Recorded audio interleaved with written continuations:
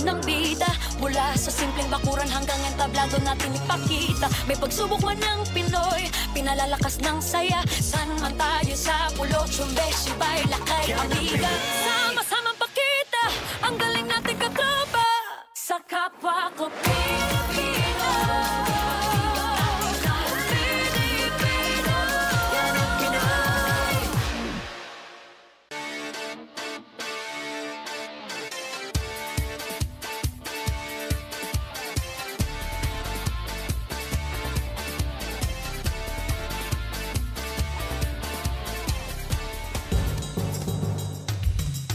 Bagong buwan, bagong pag-asa sa mundo ng palakasan. Yan po ang ating pag-uusapan sa inyong paboritong kasama tuwing Sabado. E di paano? Bango na!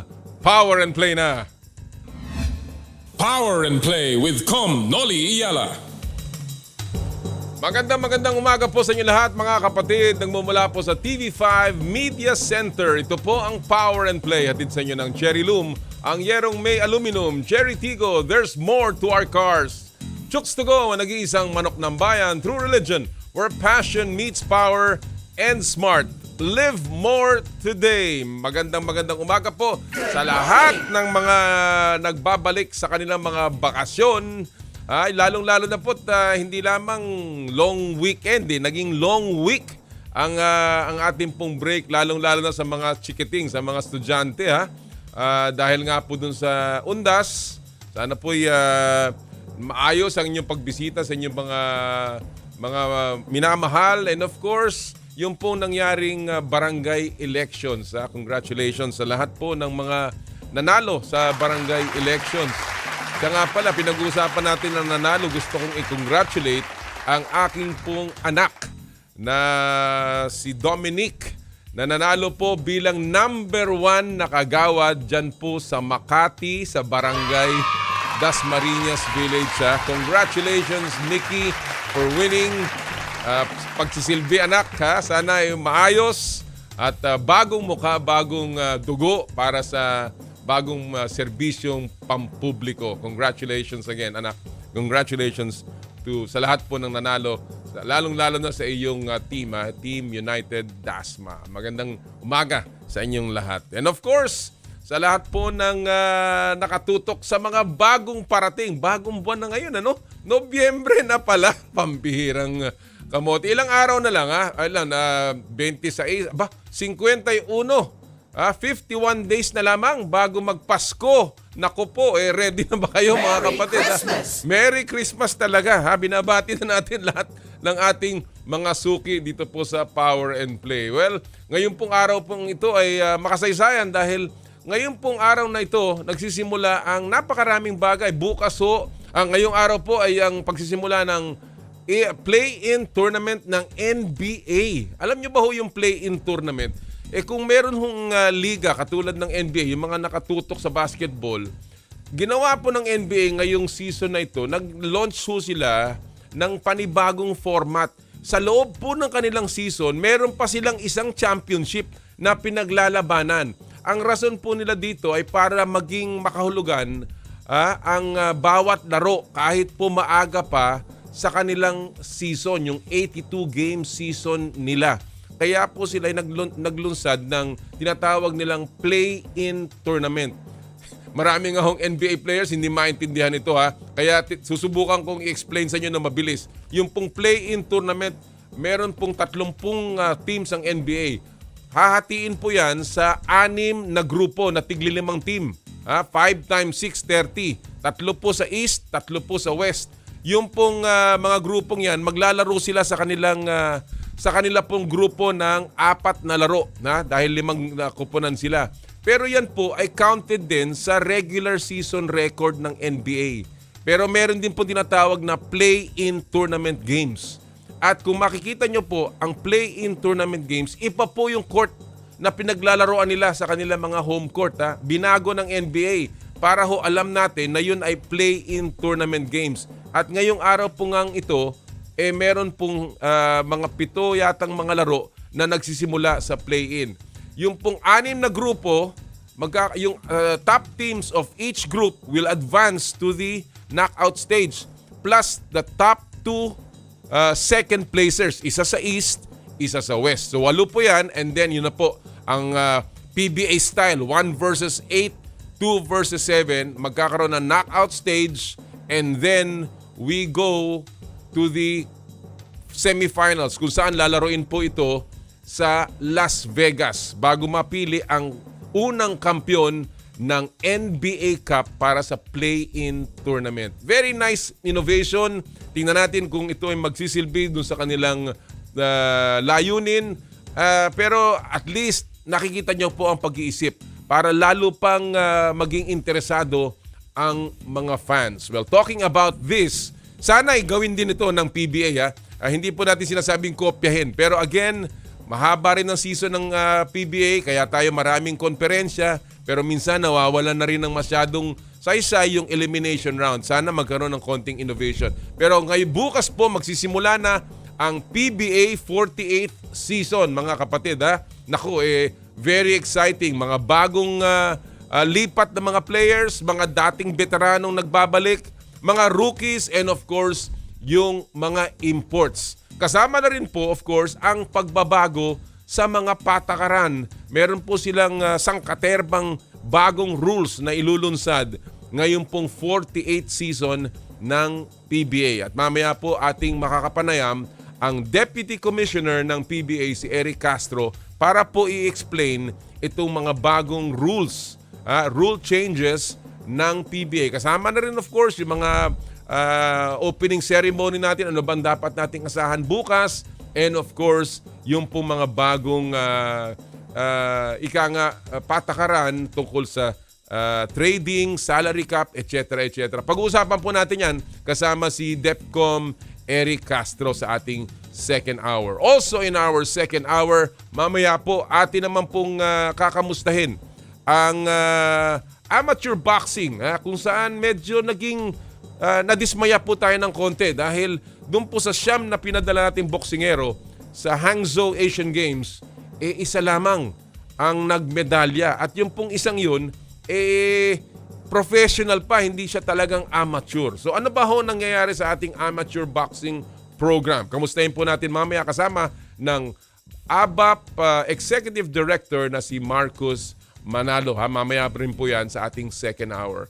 And mamaya-maya lang po ating makakasama rin, patungkol na rin sa PBA ito, ang bagong salta at dating kalaban pero ngayon po ay kakampi na ng Barangay Ginebra Kings, ang kanilang bagong import na si Tony Bishop. Atin po siya makakausap mamaya tungkol sa kanyang paglipat at maybe a temporary change para sa resident import ng Ginebra na si Justin Brownlee. So marami po tayong pag-usapan, kasama na ang huntahan sa Fast Take, and of course, ang pamimigay na mga premyo dito po sa inyong paboritong kasalo tuwing Sabado ng almusal. Simulan na po natin sa ating balitaan sa Sports Weekly Highlights. Power and Play with Noli Eala. Pagkatapos gumawa ng kasaysayan bilang unang babaeng development racer ng McLaren, sasabak naman sa Macau Grand Prix si Bianca Bustamante. Wow, sipin nyo, Macau Grand Prix. Lalaban sa non-championship round ng 2023 Formula 4 Southeast Asia Championship ang 18-year-old pro racer. Ito magiging unang karera ni Bia sa Macau Gia Circuit na kilalang challenging na track. Gaganapin yan sa November 11 at 12. Good luck kay Bianca Bustamante. Sa football, laglag na sa Olympic qualifiers ang Pilipinas. Sayang. Naipanalo ng Pilipinas ang huli nilang laban sa group stage sa likod ng 1-0 victory kontra Iran. Yun nga lang, nakuha ng Uzbekistan ang huling spot matapos ang kanilang 3-0 victory kontra India. Naku, sayang na sayang, no? May +2 differential ng Uzbekistan habang -4 naman ang Pilipinas. Still a great job ng ating national team na Pilipinas. Malungkot namang balita sa UAAP. Out of the season na si Jerome Lastimosa matapos makumpirma ang full ACL tear sa kanyang kaliwang tuhod. Na-re-injure ni Jerome ang kanyang tuhod sa laban ng Adamson Soaring Falcons kontra UP fighting Maroons. Well, we hope for the best para kay Jerome. Speedy recovery, Jerome Lastimosa. Sa NBA, tinrade na ng Philadelphia 76ers si James Harden sa Los Angeles Clippers.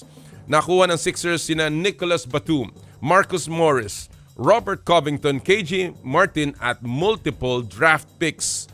Bukod naman kay The Beard, napunta sa Clippers sina PJ Tucker at Philip Petrusev. Anong tingin nyo sa trade na to, ha? Ako, ha?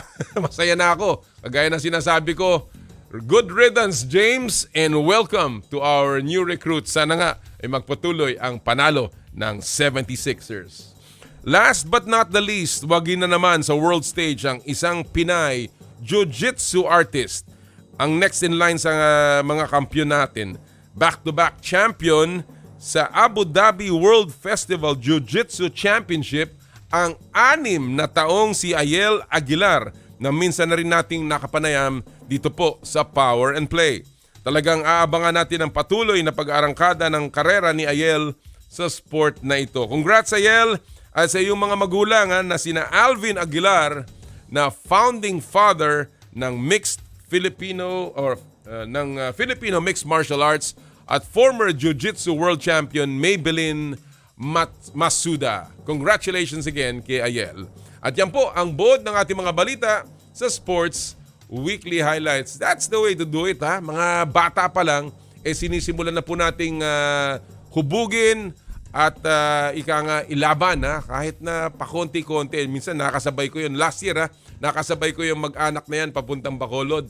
And what a beautiful family. Of course, Eala is a lovely child. Talagang very bubbly. Sana nga'y magpatuloy at mag-enjoy siya sa paglalaro ng sports. Alright, talking about kagalingan. Well, mamaya po, rather bukas mga kapatid, aside from the opening ceremonies ng PBA, itatanghal po ang tinatawag na Leo Awards or yung annual awards ng PBA. At yan po ang ating pupulsuhan ngayong araw na ito sapagkat hindi pa masyado nating nalalaman kung ano ang mga o sino-sino ang mga mabibigyan ng parangal bukas po sa Leo Awards. So, ito po ang ating pupulsuhan sa Pulso ng Bayan. Hatid sa inyo ng M2T Drinks with malunggay, okra, and luya. Drink your gulay and fuel up on energy with M2T Drinks. Ito po ang Pulso ng Bayan. Napakadali lang po ha. Sino sa tingin ninyo ang paparangalan na PBA MVP sa Leo Awards? Ulitin ko po yan ha. Sino sa tingin nyo ang MVP this year sa Leo Awards na gaganapin po bukas? Kung gusto nyo makipaghuntahan sa atin, magpadala lamang po sa aking Twitter account at Noli Eala o di kaya ay sa aming Facebook page ng Power and Play at mamaya po pipili kami ng dalawang magbibigay ng magandang kanyang opinyon tungkol dyan at bibigyan po natin ng M2T Drinks with malunggay, okra, and luya courtesy of Nature Earth. Maraming salamat kay Jojo and Zonito Tamase. Alright mga kapatid, at this point, isa pang pamimigay ng premyo, yung ating pong Joyride promo. Hatid sa inyo ng Joyride Super App, ang bago ninyong kasundo. Napakasimple lamang po para manalo ng 1,000 pesos e-wallet credits mula sa Joyride Super App. Download lamang ang latest version ng Joyride Super App. Kung nakikita nyo yung QR code dyan, iscan nyo lamang po yan at makukuha nyo na yung latest version ng Super App ng ating pong Joyride Super App. Kuha na ng screenshot ng app's home screen kasama po ng inyong pangalan. Ipadala yung screenshot sa Power and Play FB page via private message. Isama nyo po yung buong pangalan ninyo at yung registered mobile number sa Joyride account. At kami po ipipili ng 5 lucky winners ng 1,000 pesos e-wallet credits mula sa Joyride. Ang bago ninyong kasundo, magagamit nyo po yan sa Joyride Delivery, MC Taxi, yung motorcycle taxi, Joyride Car, yan po yung aming 4-wheel vehicles at Joyride Taxi.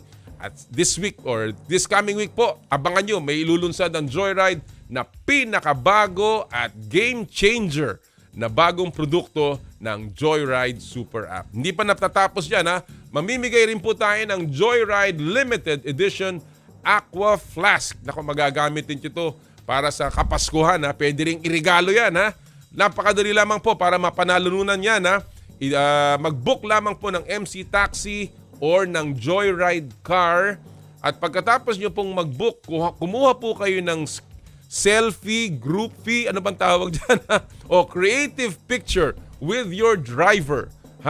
At ipadala nyo po yan sa Power and Play Facebook page kasama po ng hashtag of the week.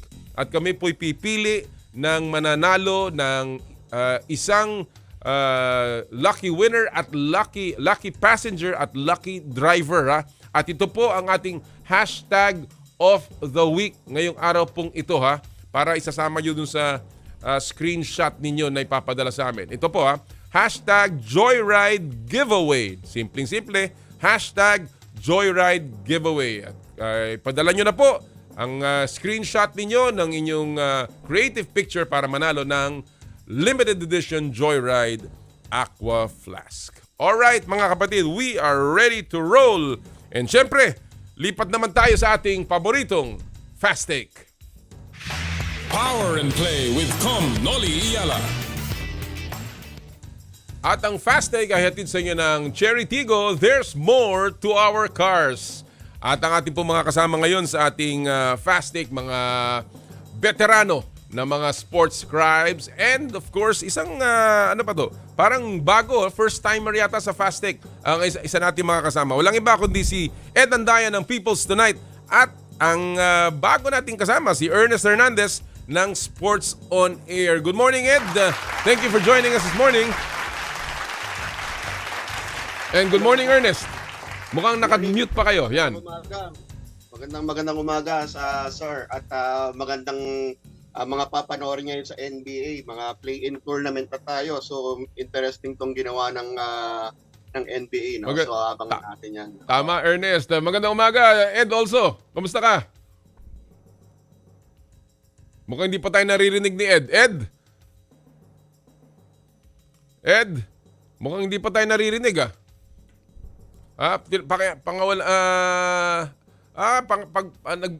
tingnan natin kung maayos natin ang linya po ni Ed Andaya. Si Ernest pala, pangalawa mo na dito sa atin sa Fast Take. Maraming salamat sa pagbabalik. Well, pinag-uusapan mo yung play-in tournament ng NBA. What do you think about this, Ernest? Anong sa tingin mo, very briefly, na makakabuti sa NBA? Dapat talaga makabuti talaga to kasi unang-una napakahaba ng season, no? At saka very exciting siya dahil ginagawa na to sa football no? Mayroong mga may mga cup at saka league champions, no? At usually sa ibang tournaments yung league champions at saka yung cup champions, sila yung nag-opening, no? Sila yung naglalaban sa opening, parang pinaglalaban din sila. So kasi usually nasabi na nauuso na yung tanking sa NBA, usually sa bandang huli nag-ano na sila, yung hindi na masyado lumalaban at masyado marami ang 82 games. So naghanap ng paraan para maging competitive tong NBA. So nilagyan nila ng play-in tournament, which is maganda yan para makita natin na kung yung sa simula pa lang naghahanda na yung mga teams natin, hindi yung kumbaga sa yung sa karera, yung parang yung pinipigilan mo pa yung kabayo. Oo, parang pinipigilan mo bago mo bitawan. Well,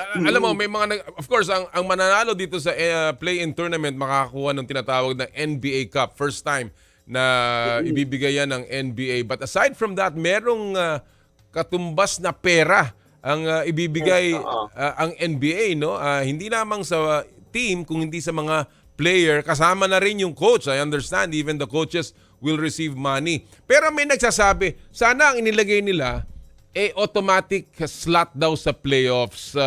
Sa tingin mo ba this will add yung pera ay makakadagdag ng kumbaga gigil at enthusiasm o talagang dapat dagdagan pa nila ng at stake dito sa play-in tournament? Ang nga dyan, yung kapon, actually, fortunately, nasa Zoom meeting ako with Steve Kerr. No? Gusto ko sana tanong, no, paano kung ginawa ito nung ng 90s? Hindi lang ako nabigyan ng pagkakataon na itanong. Dami nagtatanong din na iba. paano kung ginawa to nung 90s tapos sila Michael Jordan yung mga player, no? Siseryosohin ba nila to, no? So, yun yung tinanong, gusto ko sana itanong. Pero, going back, no, sana nga bigyan ng pagkakataon makapag-playoffs kasi yung mga teams na gustong magano, yung kunwari, ang dami kasi pwedeng yung at least ma-early slot na nila yung playoffs nila. Pero baka naman sa huli, di ba, yung pagpigil-pigil naman Yun nga ang sinasabi, baka daw. Pero Oo. with regarding the cash price, actually maliit na sweldo na yan sa laki ng kinikita ng NBA player, parang liit nun eh. Oo, pero siyempre, pera pa rin yun. At pera, kahit pa paano, umaasa ang NBA na ito ay magdadagdag ng ika nga ng pagnanasa na manalo ng mga NBA teams. So, alright. Medyo nagkakaproblema lang ng audio si Ed Andaya, mga kapatid, no? Tingnan natin kung ating maisisingit siya, although tayo naubusan ng oras. So medyo siguro, sisimulan ko na to bago at hahabolan lang natin. Si gusto pare. ko makipag-trade sa inyo sa fantasy natin eh. Kasama ko sa isang so baka pwede alam mo, yan ang, tingnan natin kung maabutin ko siya. But let me ask you, very, very quickly lang also, Ernest, ano ang mas impressive so far? Yung paglalaro ni Wembanyama, dito sa first week ng NBA, o yung paglalaro ni LeBron James, na pambihira ang ginawa niya nung huling niyang laban kontra Phoenix Suns? Almost unimaginable numbers for LeBron James. Ano sa tingin mo ang mas impressed, or what has impressed you the most? Ang akin doon yung simula pa lang, since nagsusulat din ako ng NBA ngayon, si Wembanyama eh, no? Kasi unang-una, ngayon lang tayo nakita ng ganitong klaseng player, no? At usually kapag ganyan kalaki, parang yung mga manutbol, no, yung anak niya, yung ball yung kinukumpara sa kanya, yung mga Rick Smiths, hindi ganun kumilos. Tapos nung unas, syempre trabaho rin natin mang riti ko na mga ganyan.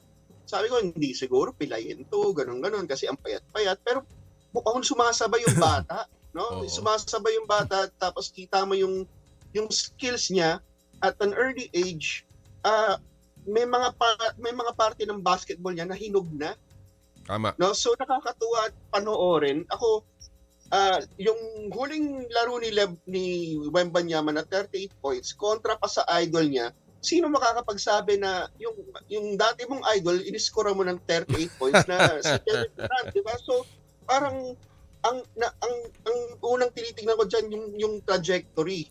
Gaano ba kabilis mag-improve yung isang player. Oo. Ngayon, nung nakita ko na yung una, 15 points, 18 points lang yata si Wembanyama, biglang sumipa ng 38 points, same kalaban. Ibig sabihin, ang bilis mag-improve nito. O mamaya, no, nakakatakot. Kaya malaking ngiti nyo ngayon, Com, kasi alam ko player nyo to. No? Alright, Ernest. Pag-usapan natin yan sa ating mga fast take issues, pero mukhang may problema talaga si Ed Andaya. So, I will begin the fast take. Alam mo na ang drill dito. Walang tama, walang mali. Bato-bato sa langit. Tamaan, huwag magagalit. And of course, walang tama. Ang importante dito, ang opinion mo lamang, Ernest. And let's begin with our first fast take issue of the morning. Ang tanong, ito'y patungkol sa parating na PBA opening bukas at bagong season ng ating professional league. Anong PBA team ang may pinakamalaking pressure na mag-perform ngayong season? Ernest, I'll give you 1 minute. Time starts now. Go! Okay, actually, yung nakita ko dito yung San Miguel. No? Unang-una, they have not really won without yung nakukumpara yung recent iteration ng San Miguel to the Death 5 lineup before. At syempre, nandyan si Leo Austria, di ba? Parang hindi pa rin mapantayan eh, no? Kumbaga, alam natin napalitan si Leo Austria, pero hindi pa rin napapalitan yung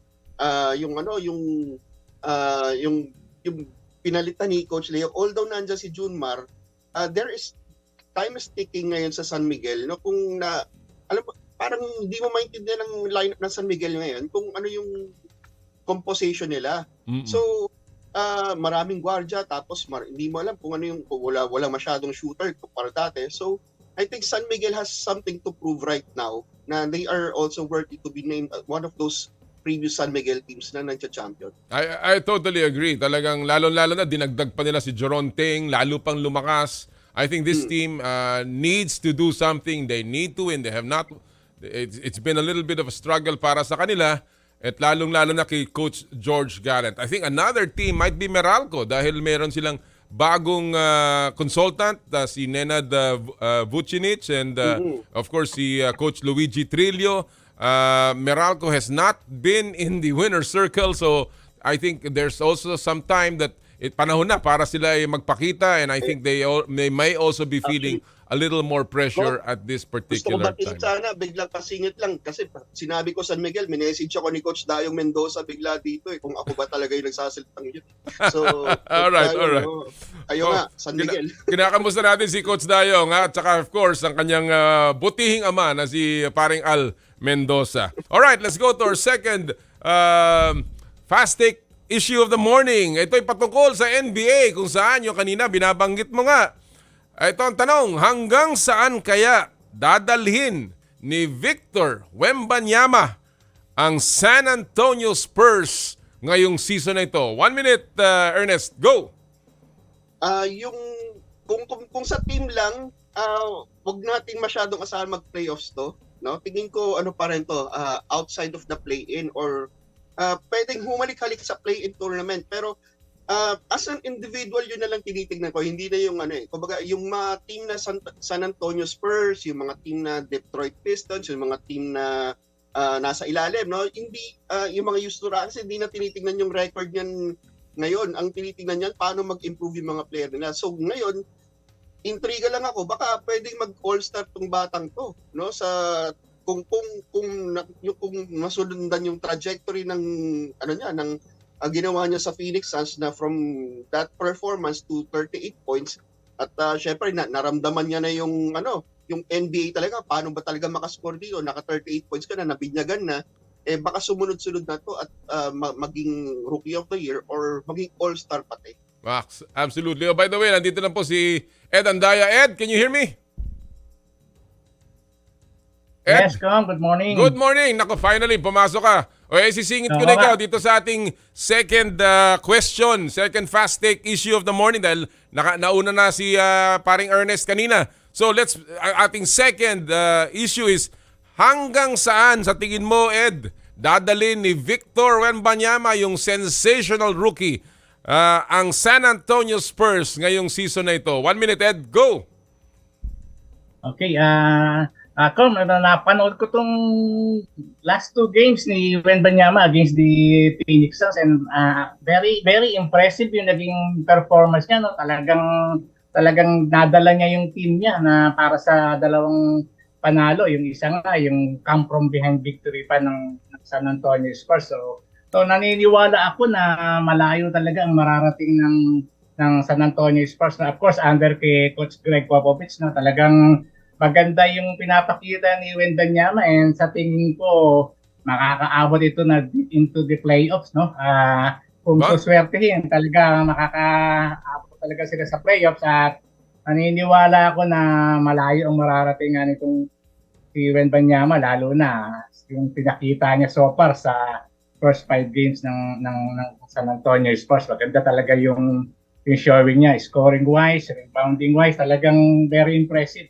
Very good. Well, Ed, dadagdagan ko lang. I wanna ask you dahil kanina hindi kita natanong about this. Ano sa tingin mo ang more impressive recently? Itong paglalaro ni Wembanyama o yung paglalaro ni LeBron James in the first week? Kung saan talagang kahit 38 na at magiging 39 na si LeBron, kumakamada pa at still leading the charge para sa LA Lakers.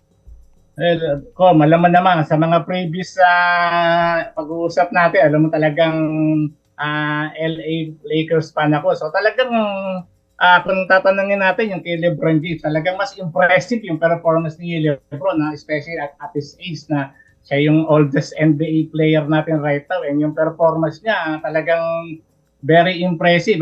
Hindi lang sa sa isang baguhang player, isang player na nasa peak condition, kundi sa age pa ni LeBron, talagang Oo. very impressive. Especially last time, napanood ko yung panalo ng Lakers over the LA Clippers, talagang dinala ni LeBron James yung team sa panalo. Oo. Well, talking about this issue, ako, about Wembanyama, you've talked about his offense na napakagaling. I agree with the two of you. Alam mo, maaring kumatok ito sa play-in tournament.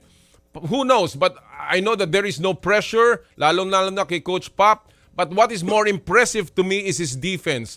In his first 4 games, mga kapatid, si Wembanyama, 35 tira lamang ang ginawa sa harapan niya. Dahil sa takot sa kanya. In his first 4 games, he has been a plus 28 pag nasa floor siya and a minus 29 pag wala siya. In his first 4 games, siguro po, 2 o 3 lamang ang lumusot sa kanya out of the 35 shots that were taken against him. Defensive Player of the Year, Rookie of the Year, who knows? It's very, very possible for Victor Wembanyama. Let's go to our third and final issue of the morning. Gentlemen, ito naman ay patungkol sa boxing kung saan alam natin na medyo lumaylay. Wag na natin sabihing sumablay, pero lumaylay na lang ang ating kuponan ng boxing sa Asian Games na kung saan out of 9 boxers, isa lamang ang nag-uwi ng medalya, professional pa, si Yumir Marshall. So itong tanong, ano ang dapat gawin ng Philippine Amateur Boxing para lumakas ang ating tsansa para makamedalya muli sa Olympics, lalong-lalo na sa Paris Olympics? I'll begin with you, Ernest. 1 minute, go! Unang-una dapat natin, I think ang naging problema dito yung mga mga boxers na nilaban natin dito. Syempre galing pa tayo sa pandemic, no? And you need to develop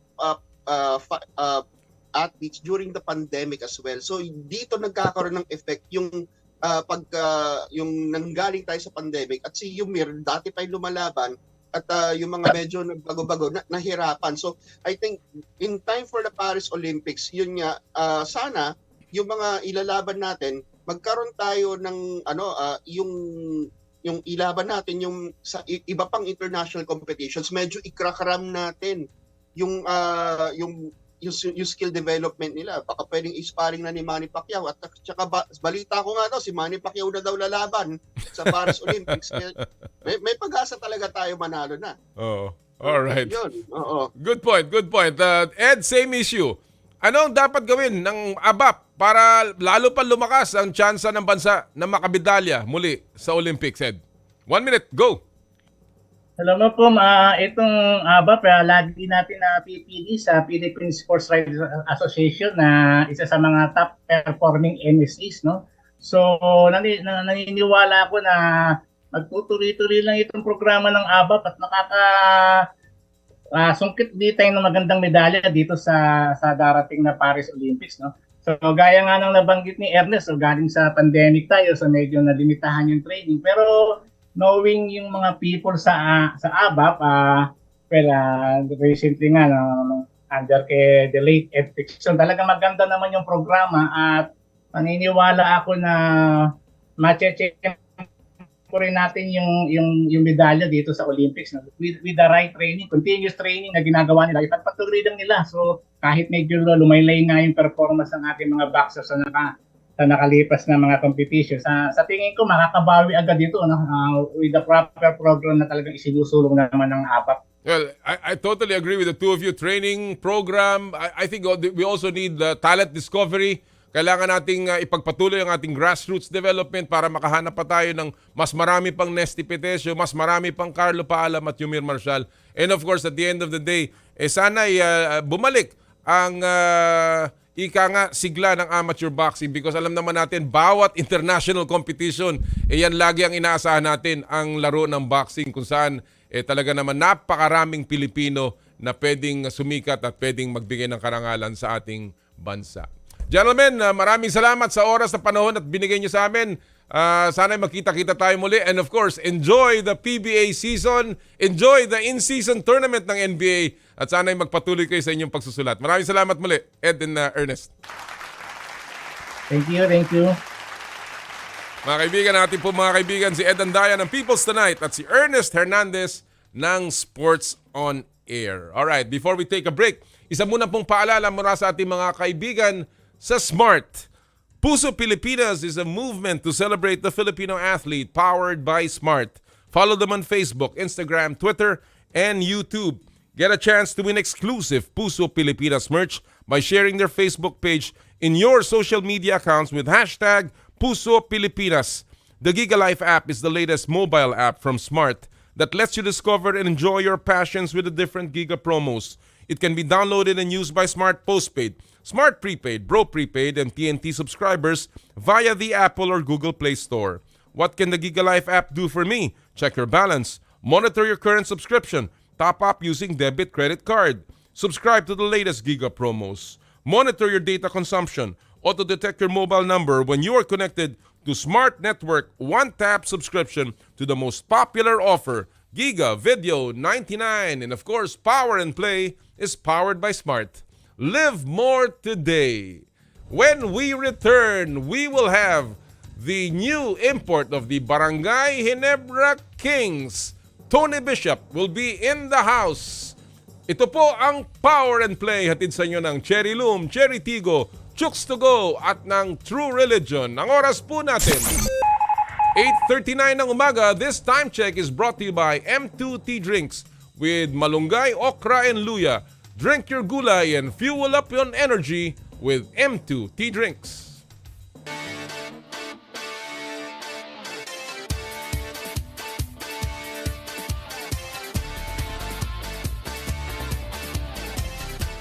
I dare to dream big.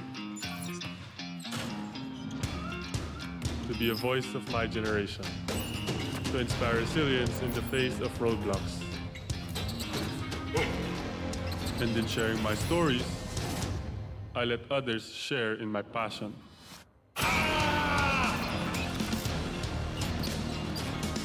Follow Kai's stories on Twitter and share yours. With Smart Double Giga Stories. Share 2 times the passion with 2 gigabytes for Twitter and more. Guaranteed every day. Plus data for all sites. Simple, smart ako.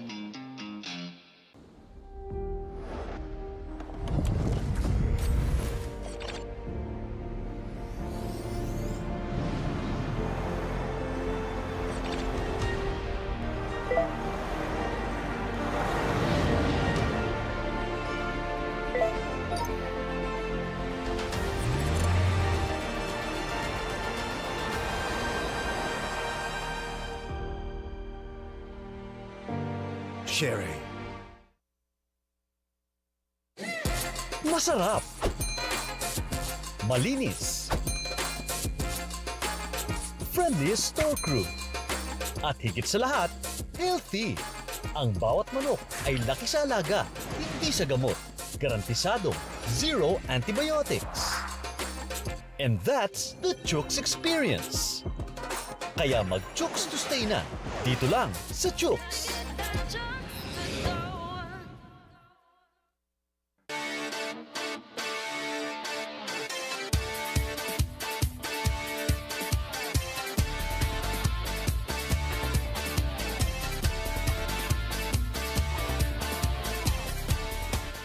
Totoong balita, totoong kwento.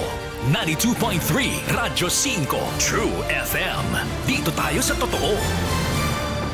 Mukhang kailangan ko na naman palitan ng bubong ko, pare. Mag-iisang taong pa lang yan. May tulo na kagad. Ay, bossing! Baka naman kasi hindi matibay yung ginamit nyo. Dapat ang gamitin mo ay Cherry Loom, ang yerong aluminum. Basta yero, Cherry Loom. Tibay protektado sa pangmatagalang yero. Na-miss mo ba ang game kagabi? Gusto mo bang malaman ang latest happening sa sports? Like and follow us on social media. Pwede mo nang balik-balikan ang mga paborito mong games anytime, kahit saan. At pwede mo nang i-share sa tropa. Dito lang tayo sa nag-iisang go-to tambayan ng lahat at One Sports PHL on social media. Mukhang kailangan ko na naman palitan ng bubong ko, pare. Mag-iisang taong pa lang yan. May tulo na kagad. Ay, bossing! Baka naman kasi hindi matibay yung ginamit nyo. Dapat ang gamitin mo ay Cherry Loom, ang yerong aluminum. Basta yero, Cherry Loom. Tibay protektado sa pangmatagalang yero. Ang paboritong laro ng bayan mapapanood na sa bago nitong tahanan. Simula November 5, tutukan ng PBA Season 48 sa A to Z Live. Powered by Sports 5. Mukhang kailangan ko na naman palitan ng bubong ko, pare. Mag-iisang taong pa lang yan. May tulo na kagad. Ay, bossing! Baka naman kasi hindi matibay yung ginamit nyo. Dapat ang gamitin mo ay Cherry Loom, ang yerong aluminum. Basta yero, Cherry Loom. Tibay protektado sa pangmatagalang yero. Totoong abot na abot ang True FM saan man panig ng Pilipinas at sa buong mundo. Basta may Pilipino. Sundan at ilike ang Radyo 5 True FM sa Facebook, TikTok, Instagram at sa X o Twitter. Dito na tayo sa totoo. True FM. Tunay na kapatid.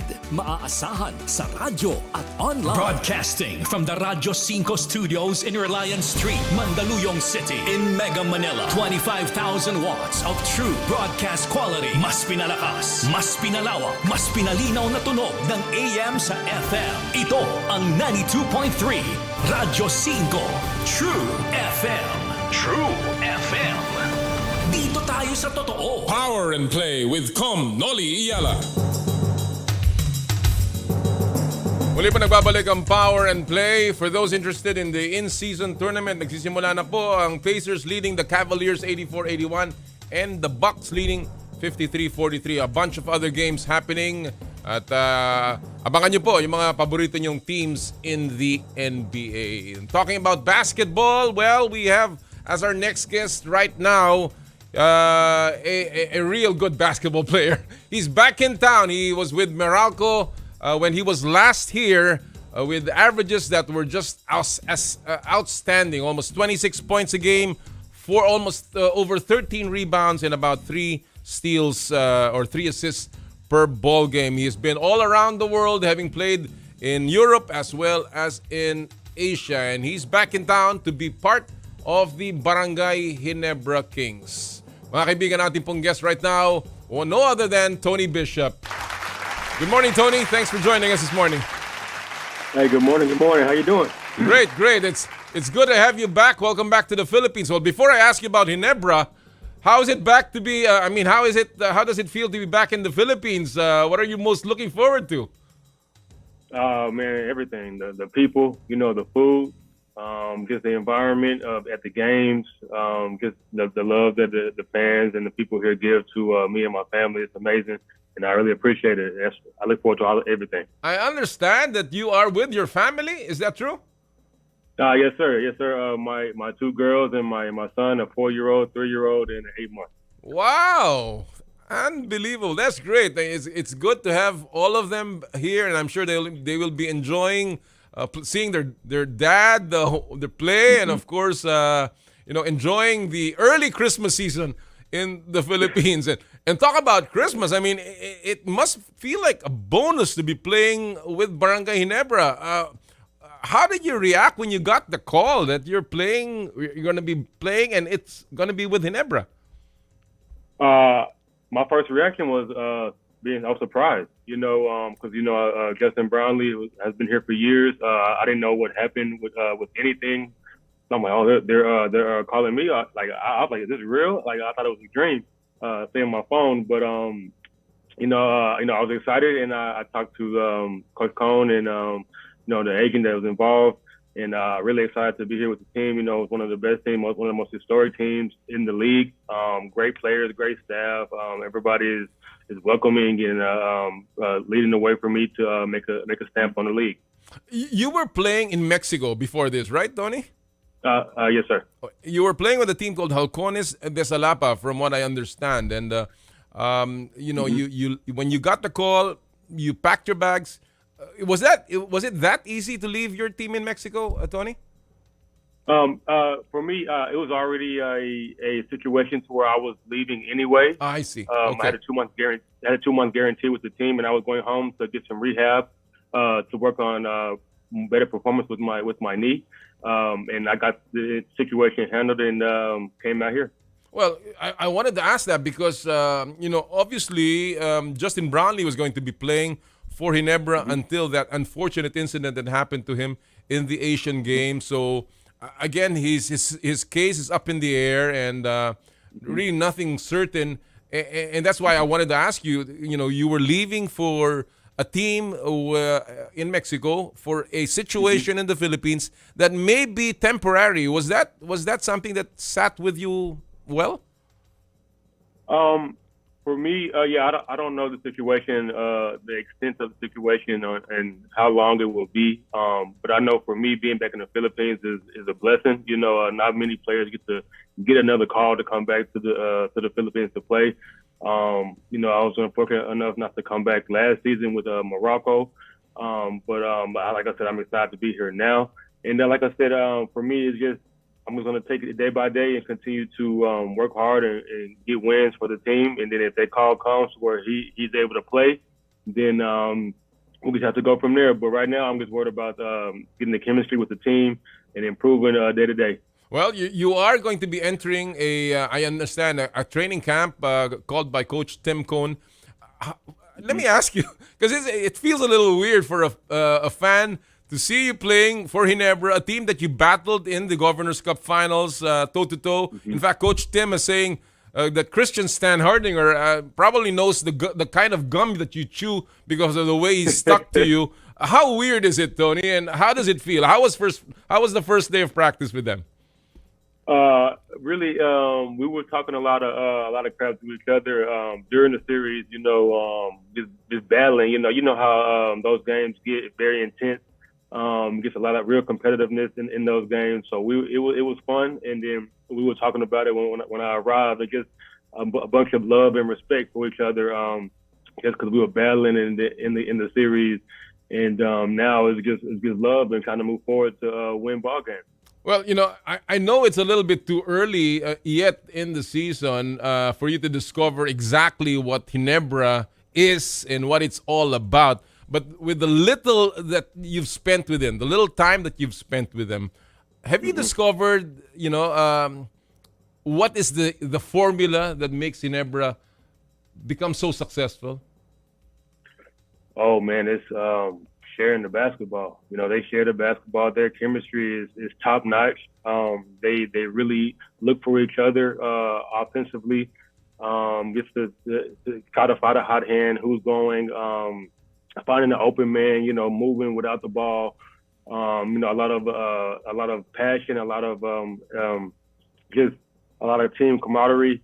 Guys hang out off the court, you know, and in practice, everybody is pushing each other to be better and talking and communicating with each other. It's really top tier. You know, a lot of teams that I've been on don't have that connection, that chemistry. So often, and for this team to be able to have that for so many years is really impressive. You know, Ginebra has a culture called the never say die culture. You know, obviously that's something that you will experience as you go along. But has Tim Cone, has Coach talked to you about that? Has anyone on the team talked to you about NSD, that kind of culture that they cultivate there? Not yet. I'm surprised because I've been seeing a lot of NSD in my comments and on Instagram and everything. And at first I didn't know what it meant, but as of late, I think 2 days ago, I finally realized what NSD stood for. But never say die. It's a great slogan. It's a great way to go about the season. Great way to go about the all these seasons in the cups that go on here. And it gets a great way to have the whole slogan for the organization. You know, I was talking about your performance with Meralco, and obviously you were one player that could put the ball in the hole. You were a player that could dominate, especially in a team like Meralco, where you know maybe they don't have as deep as a bench as Ginebra, but this time around it's different. You've got a lot of people surrounding you who are so talented with that team. That's a champion team. How different will your role be here compared to that with Meralco? I think nothing changes for me. I just have to continue to be myself, and which is for me, I'm not a selfish player. You know, I pick and choose my spots to score, and I look to get my teammates involved in each way of the game. And I just want to compliment these guys because these guys have a really good foundation already. And I just want to be able to just bring my part to the team as much as possible and just help these guys continue to do what they do and then continue to bring my stamp on the team. This is your second tour of duty in the PBA, Tony. Learnings that you got from the first time you were here. What would that be? What would be the biggest thing that you take away from the first time you were here now that you are playing for Ginebra? My first time here, it was getting my feet wet. It was really, just being aggressive, learning from Norman Black and the guys over there like Chris Newsom and Cliff and Chris Banchero. Just learning from them guys, and those guys were helping me understand the PBA and the games and the way games are played and what imports have to do in each game. And now that I know everything about the league, about everything that surrounds the league and the fans and and what I have to bring to the table each and every night, I am more ready now than I was the first year here. You know your situation, of course. You are stepping into the shoes of a Ginebra legend and now a Filipino legend because he gave us a gold medal in the Asian Games, Justin Brownlee. So, his name is revered all over this country and obviously with a lot of the legion of Ginebra fans. How tough is this situation for you? Do you feel the pressure, Tony? Honestly, I don't feel any pressure. I know that this is a historic club again, and I know that there's many championships. I know they're like the Lakers here in the Philippines, and that the standard is to win, and then I've won championships as well, so I know what it takes to win championships. So I'm just, like I said, I'm just gonna have to bring what I bring to the table: my confidence, my excitement, my passion, my scoring ability, my ability to move it after basketball, my defense, my work ethic, and my way to gel with teams in a quick standing. So for me, like I said, I'm going to continue to work hard each and every day and do what I can do best to help the team win games. Have you talked to Justin Brownlee at all about your situation coming over here to the Philippines? I haven't talked to him yet. I've reached out, and whenever he gets the chance, I'm sure we'll be able to talk soon. Cause I would like to pick his brain on just what I can do best to help the team win games. I know he's a legend here. I know he's a Filipino now. He has a passport. He's praised here for so many years. Like I said, I would like to pick his brain and just understand his mindset on coming in every night. And get to learn from him as well, because this is my second year here, and he's been here for so long. It'll be great to talk to him. While you can't help the fans comparing you with maybe Brownlee, do you think that's a little bit unfair? And is there any message about that to the Ginebra fans? That's basketball. Sports in general, people are gonna compare people all the time. I think if I was here as long as he has been here, it would be a good way to compare. I'm not sure how long he's been here, but I know it's been for more than 4 or 5 years. But if I was here for a long time like that, I think it would be a great way to compare, because you can compare seasons, you can compare stats, you can compare wins and losses, you can compare all of that stuff. But I was only here for 1 year, and so you can just compare me off that one season. Right now, you have to be able to compare me off this next season coming up. What's the thing that excites you the most playing with Ginebra? Oh man, the thing that excites me the most is just the like I said, the chemistry and the passion that these guys have. Like you really can't tell that these guys have won so many championships because these guys are still hungry. There's teams who win and get complacent. These guys are still working hard each and every day, still trying to win another championship, going hard and pushing each other to get better each and every day. For me, that's great. So that's what I want to bring to the table to help these guys win again. Of course, you will be under the winningest coach in the PBA and now a champion Asian Games coach, Coach Tim Cone. Your impressions about Coach Tim?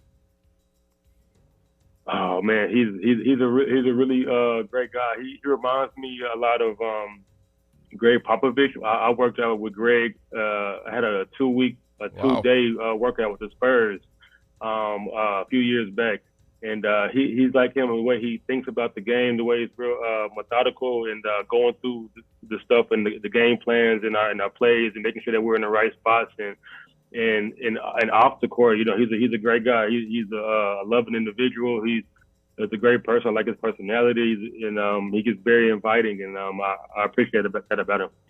What was the first thing that Coach Tim maybe reminded you about when you first saw him?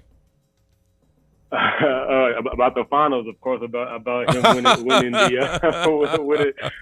the trophy. But he just reminded me, like, look, Tony, like, you're a great player. We're great to have you. We like what you bring to the table.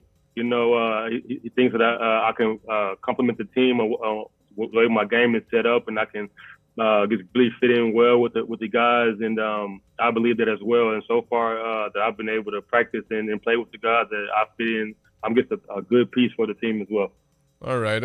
And, of course, the players there. You're beginning to know them. But when you look at down the roster of Ginebra, is there a particular player that, really impresses you and, obviously you'd like to play with?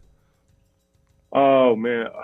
All these guys, like, Christian, Gap, Scotty, he's very impressive, man. LA, Jamie, Mav, but also I want to say Nard. I played with Nard in Morocco for 4 games. Right, I don't know if you remember. We went 4-0 those first games with Nard, and me and his chemistry was really nice. We was really finding each other on the court and just finding where each other was at, and our defense. It was like we wasn't even talking as much on the court, but we was able to find each other in so many ways. And we haven't been together for so long, and now that we're on the same team again, I think that is very cool, and I can't wait to get back there on the court with him. Yeah, you've played in Denmark, Lithuania, in countries like Denmark, Lithuania, Puerto Rico, Germany, even Taipei, and obviously a journeyman has to keep on adjusting. Every so often, you gotta be playing with new teammates and facing new opposition. Let me in on the mindset of a Tony Bishop. How do you prepare for something like that? What do you do to get ready for a challenge that you have a short time to prepare for? That's one of the reasons why I've been able to play for so long, because I've been able to adjust to situations that not many can adjust to. Like you said, I've been all over the world. One of my toughest stints was in Lithuania. I was the only import. Nobody spoke English. My coach didn't speak English. My players really didn't speak English. So that was an adjustment as well. So I had to just figure it out and do the best I could. Because for me, man, I'm very open. I listen to the coaches and see exactly where they want me to be at on the court and the spots that they want me to score, the spots they want me to help the teammates and find open guys and on a defensive end. And for me, I'm just able to read the game slowly and be able to just play my game. And my game is, a lot of passion and rebounding, running the floor, playing defense, and being aggressive on the offensive end. I'm just able to do so many things because I'm a versatile player and I can fit into a lot of systems. And I'm able to adjust very well. Well, you will be doing a lot of adjusting, obviously, not only to your teammates, including, I guess, the new rules that the PBA will be implementing this season. What are you most looking forward to in terms of the competition itself in the PBA, Tony? I'm looking forward to the competition is very high here. I have a lot of friends who play here as well. Chris Ortiz, he plays here. Thomas Robinson plays here as well. Guys I played with in Puerto Rico and other parts of the world. I just love to go against those guys and compete because they're my friends as well. And I love to go against the Filipino players who bring it every single night and making sure that you're here in the Philippines and you're going to have to come here and work. And I'm sure you're looking forward to making another finals and maybe completing the job this time with the red and white of Barangay Ginebra. Tony, your final message to the Barangay Ginebra, the millions of Barangay Ginebra fans that are now rooting for you. They were jeering you during your time on the other side. You're on the same side of the fence now. What is your message to all of them? my message to the fans is I appreciate you guys. I want you guys to come out and just cheer us on every single night. Just have faith in me as a player, have faith in us as a team, and just know that I'm going to give it my all every single game. You're going to see a lot of passion from me, a lot of intensity, and just be ready for us to go out there and give it all every single night. I salute your commitment, Tony. Regardless of the situation, you're here, ready to do the job, and we're looking forward to watching you play your first game. Again, welcome back to the Philippines, and good luck in your with your new team. Thank you for having me. Thank you so much. Mga kaibigan, Tony Bishop, ang bago pong import ng Barangay Ginebra. Again, lots to look forward to. Lots to expect, of course, from Tony. And hopefully, mabindisyonan niya as a bishop would bless his team. Hopefully, Tony as well blesses Ginebra with another championship. Alright, before we take a break, silipin muna natin mga kaibigan ang ating mga viral videos at pop culture sa mundo ng palakasan sa Stop and Pop. Power and Play with Noli, Eala.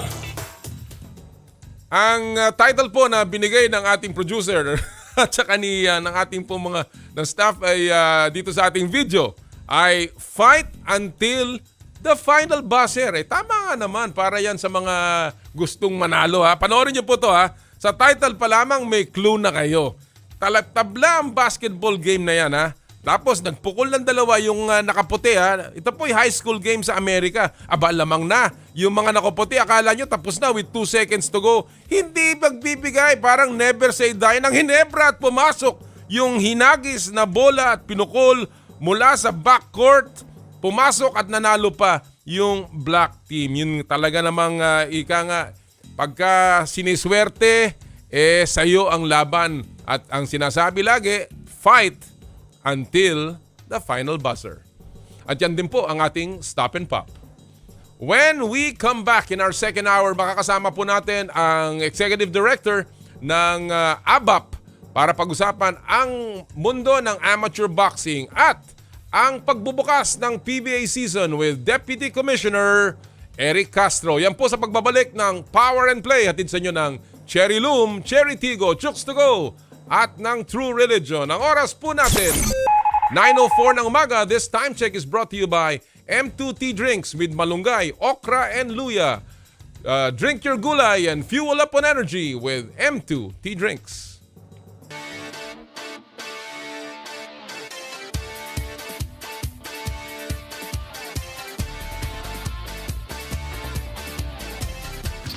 I dare to dream big. To be a voice of my generation. To inspire resilience in the face of roadblocks. And in sharing my stories, I let others share in my passion.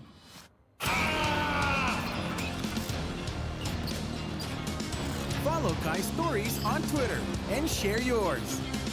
With Smart Double Giga Stories.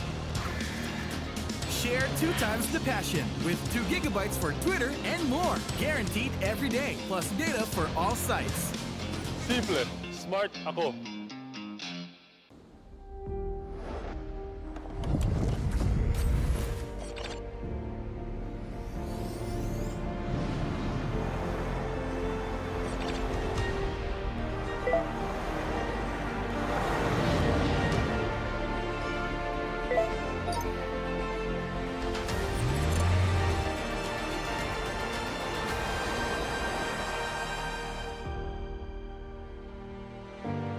Sherry. Masarap. Malinis. Friendliest store crew. At higit sa lahat, healthy. Ang bawat manok ay laki sa alaga, hindi sa gamot. Garantisadong zero antibiotics. And that's the Chooks experience. Kaya mag-Chooks to stay na. Dito lang sa Chooks.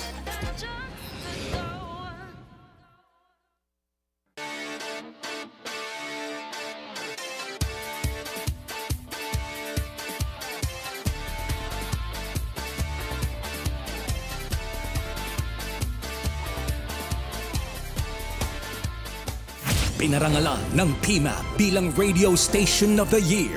Radyo 5, True FM.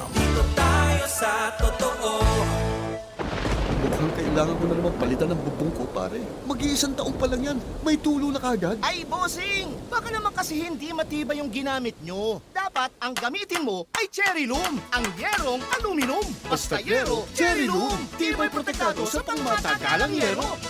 Na-miss mo ba ang game kagabi? Gusto mo bang malaman ang latest happening sa sports? Like and follow us on social media. Pwede mo nang balik-balikan ang mga paborito mong games anytime, kahit saan. At pwede mo nang i-share sa tropa. Dito lang tayo sa nag-iisang go-to tambayan ng lahat at One Sports PHL on social media. Mukhang kailangan ko na naman palitan ng bubong ko, pare. Mag-iisang taong pa lang yan. May tulo na kagad. Ay, bossing! Baka naman kasi hindi matibay yung ginamit nyo. Dapat ang gamitin mo ay Cherry Loom, ang yerong aluminum. Basta yero, Cherry Loom. Tibay protektado sa pangmatagalang yero. May namiss ka bang mga shoot, pasa at hiyawan? Ngayon, hindi na! Dahil araw-araw mo nang mapapanood ang mga paborito mong sports program sa TV. Watch us on these channels. Free TV Channel 41, Signal TV Channel 6, Sky Cable Channel 59.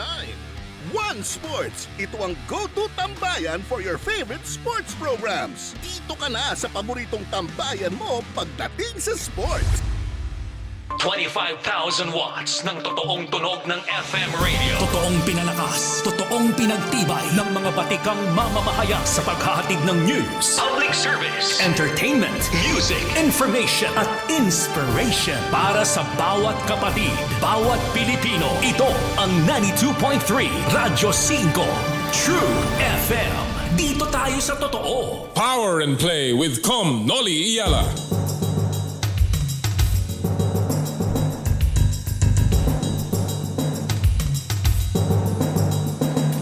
Muli po nagbabalik ang Power and Play. Siya nga pala, mamaya may mga laban din po ang UAAP.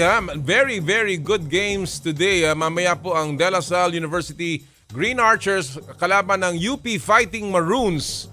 And then in our final game, it will be NU Bulldogs kontra Ateneo de Manila Blue Eagles. Wow, very good games today. Yung mga top teams will be facing each other. Interesting. At panoorin niyo po yan, of course, sa Signal, sa One Sports on Signal TV mamaya po.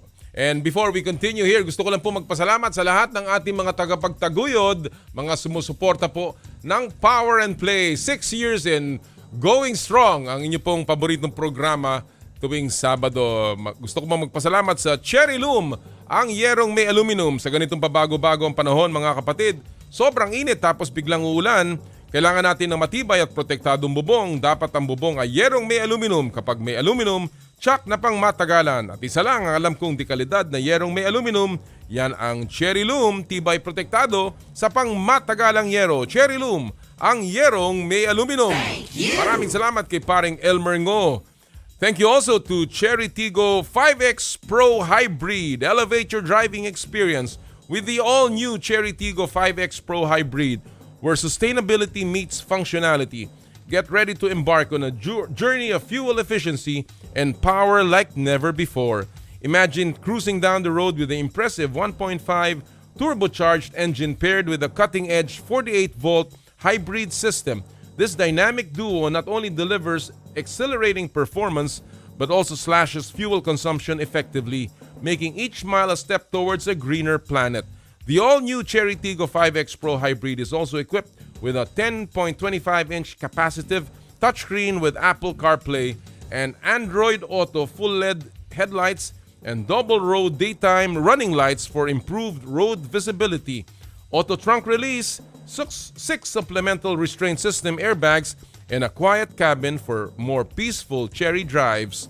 To learn more about the all-new Cherry Tigo 5X Pro Hybrid, visit Cherry Auto Philippines website at www.cherryauto.ph or visit your nearest Cherry dealership. Thank you!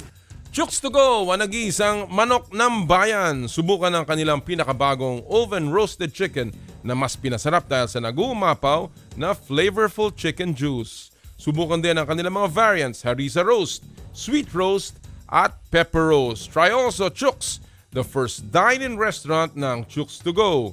Chooks to stay na with Chooks to go. Chooks to go, ang nag-iisang manok ng bayan. Thank you! True religion is in the Philippines, where passion meets power. Experience it firsthand. For your best style choices, visit True Religion at Conrades Maison Mall of Asia Complex, Resorts World Manila, and Hacienda Designer Outlet, Silang, Cavite. Visit their newest brands at Grand Wing Newport City Resorts World Manila. True Religion, where passion meets power. Thank you! Joyride, ang bago ninyong kasundo. Mga kasundo, first booking nyo, use promo code JRMC Taxi, 50% off on your first motorcycle taxi ride. Book Joyride MC Taxi for safe, affordable, quality, and fast rides. Try also the Joyride Car, Joyride Cab, and Joyride Delivery. Ano pang hinihintay nyo? Download the JR Super App on Google Play Store and App Store. Joyride, ang bago ninyong kasundo. Thank you! Elms Seafood Paluto, the latest offering of the Elms Resto Bar Group, located at Unit 2, Ground Floor, Calle Bistro, Ever Commonwealth, Quezon City. Enjoy their delectable seafood menu in a relaxed casual dining atmosphere for your salo-salo seafood meal. Elms Seafood Paluto. Thank you! Skin Your Face and Body Anti-Aging Center with branches at Alabang Town Center and Green Hills, San Juan. For your skin assessment and treatment schedule, please call 0917-890-1640 or 0977-809-8886. Thank you! ASEA Subic Beach Resort. Experience the getaway that you deserve and dive into limitless happenings, rejuvenating experiences, and gastronomic adventures.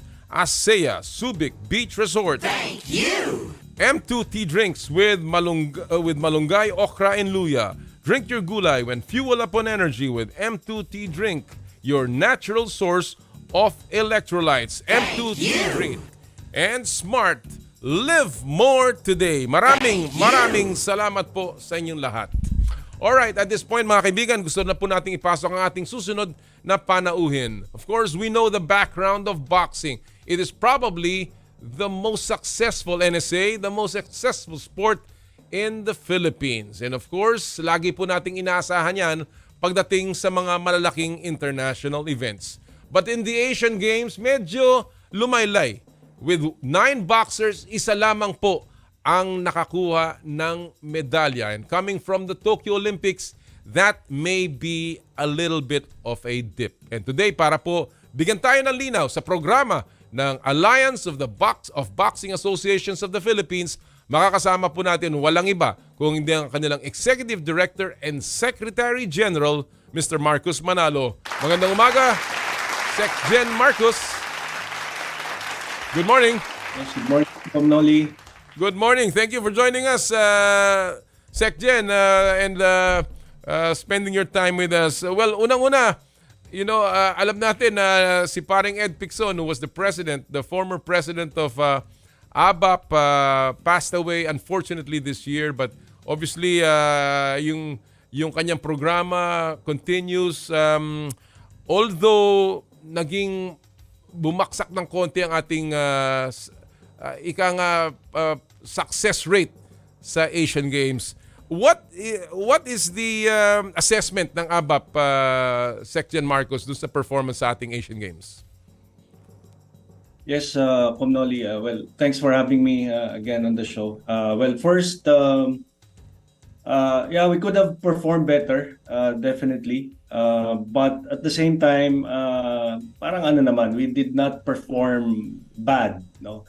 But obviously we did not get the medals that we sort of expected. Mm-hmm. But if we had a post competition reflections and marami naman dun sa realizations namin are under our control. And one of the key things ay yung lagay ng mga boxers physically, no, in the Asian Games.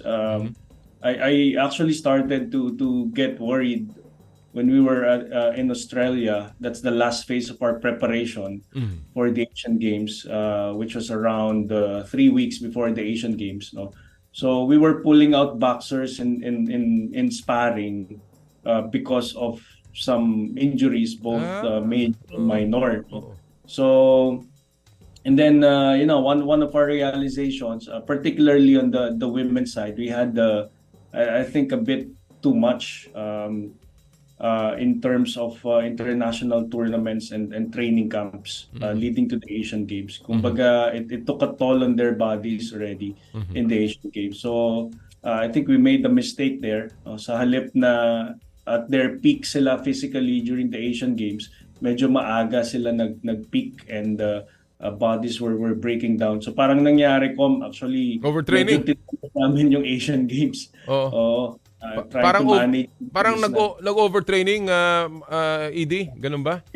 In a way, no, kasi like for the women's team, we had the World Championships, we had SEA Games, Asian Games, we had the tournament also in Bulgaria in February. So if we look back at the calendar, it's like every month we're out of the country almost, and for tournaments and training camps. No? So as much as we want to give them exposure, physically parang medyo sumobra yata kami.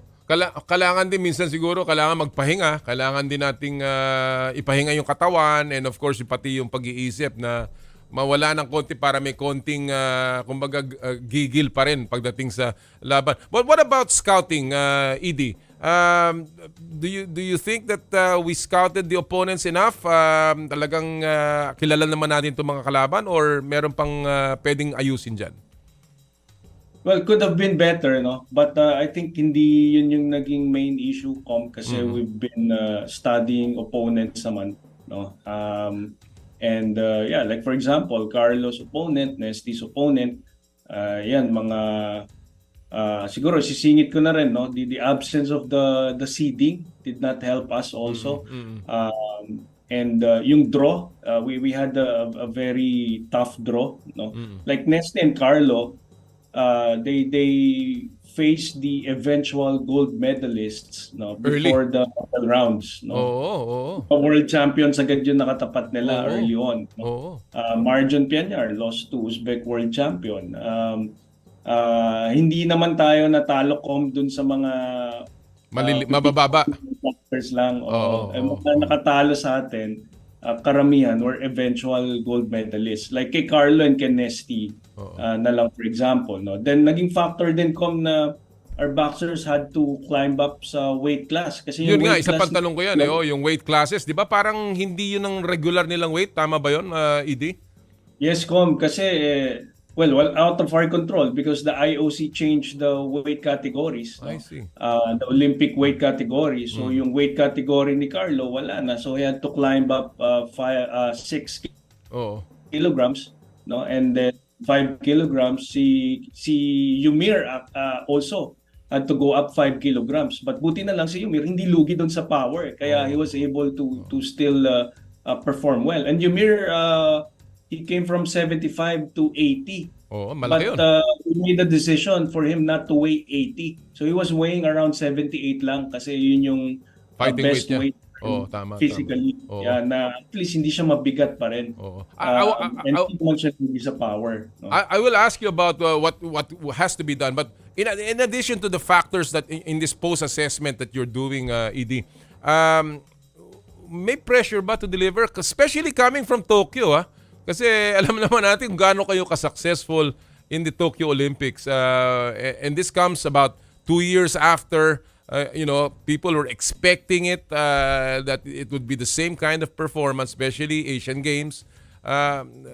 Yan ba naka-apekto rin sa mentality ng ating mga boksingero?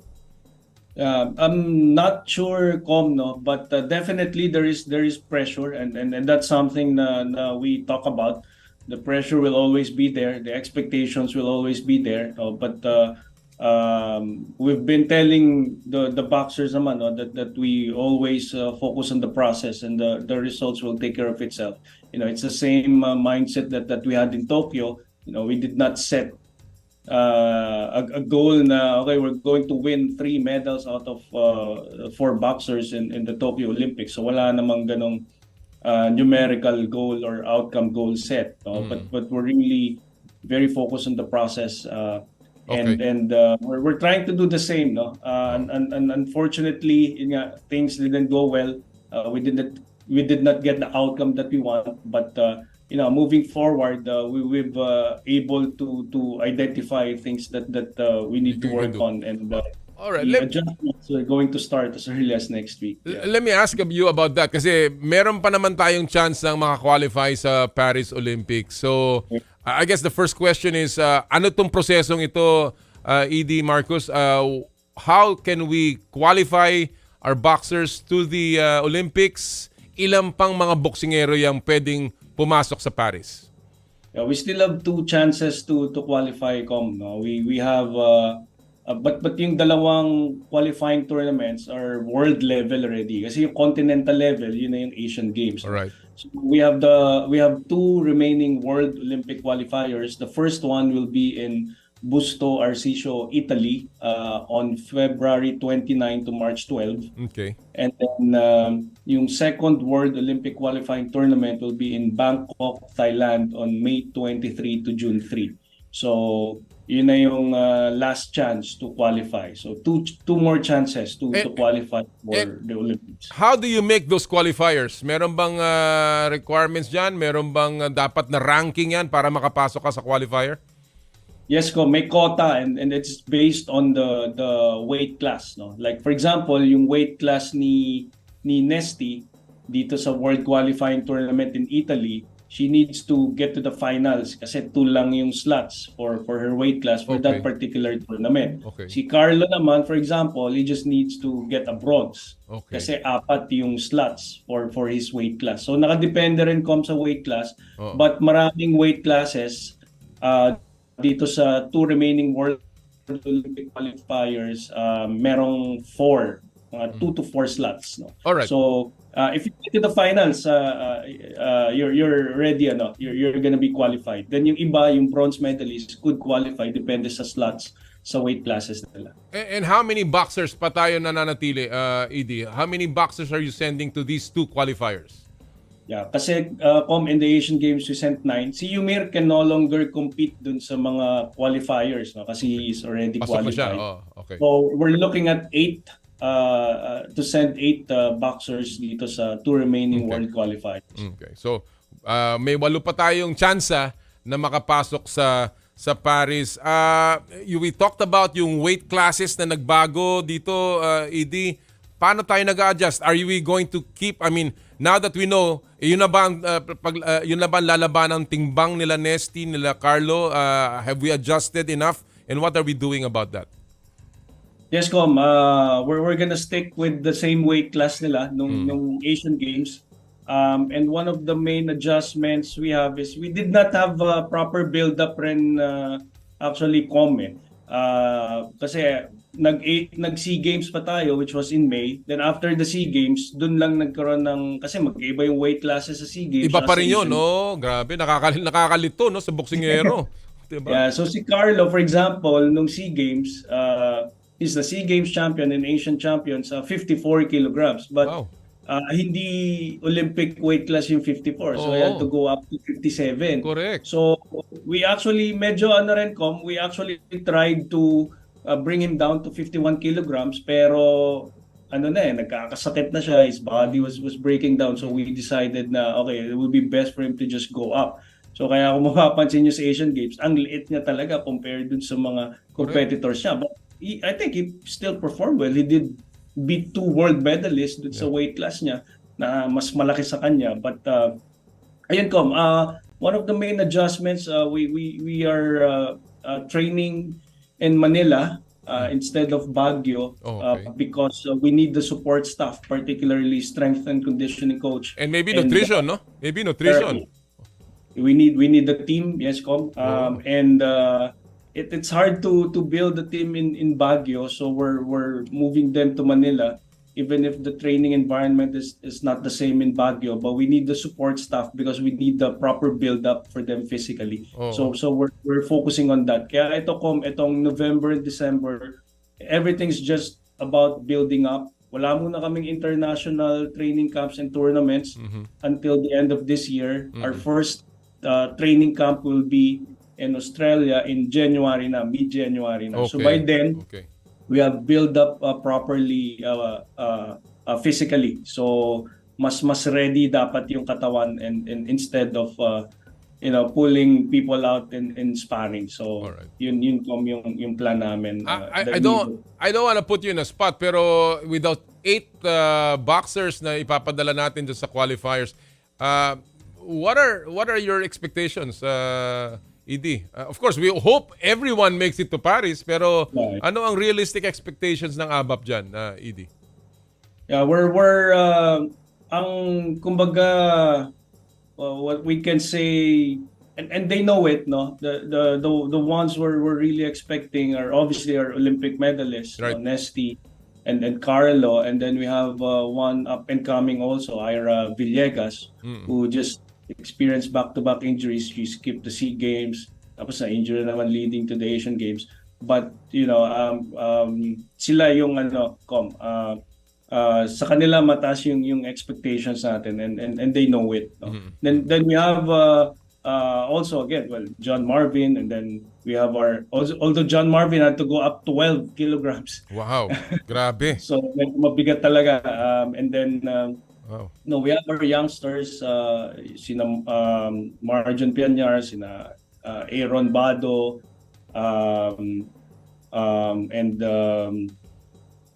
Mark Ashley Fajardo, na they've been progressing, they've been making a good progress, and so we expect them to perform at their best, and then see how it goes when it comes to the Olympic quota. All right.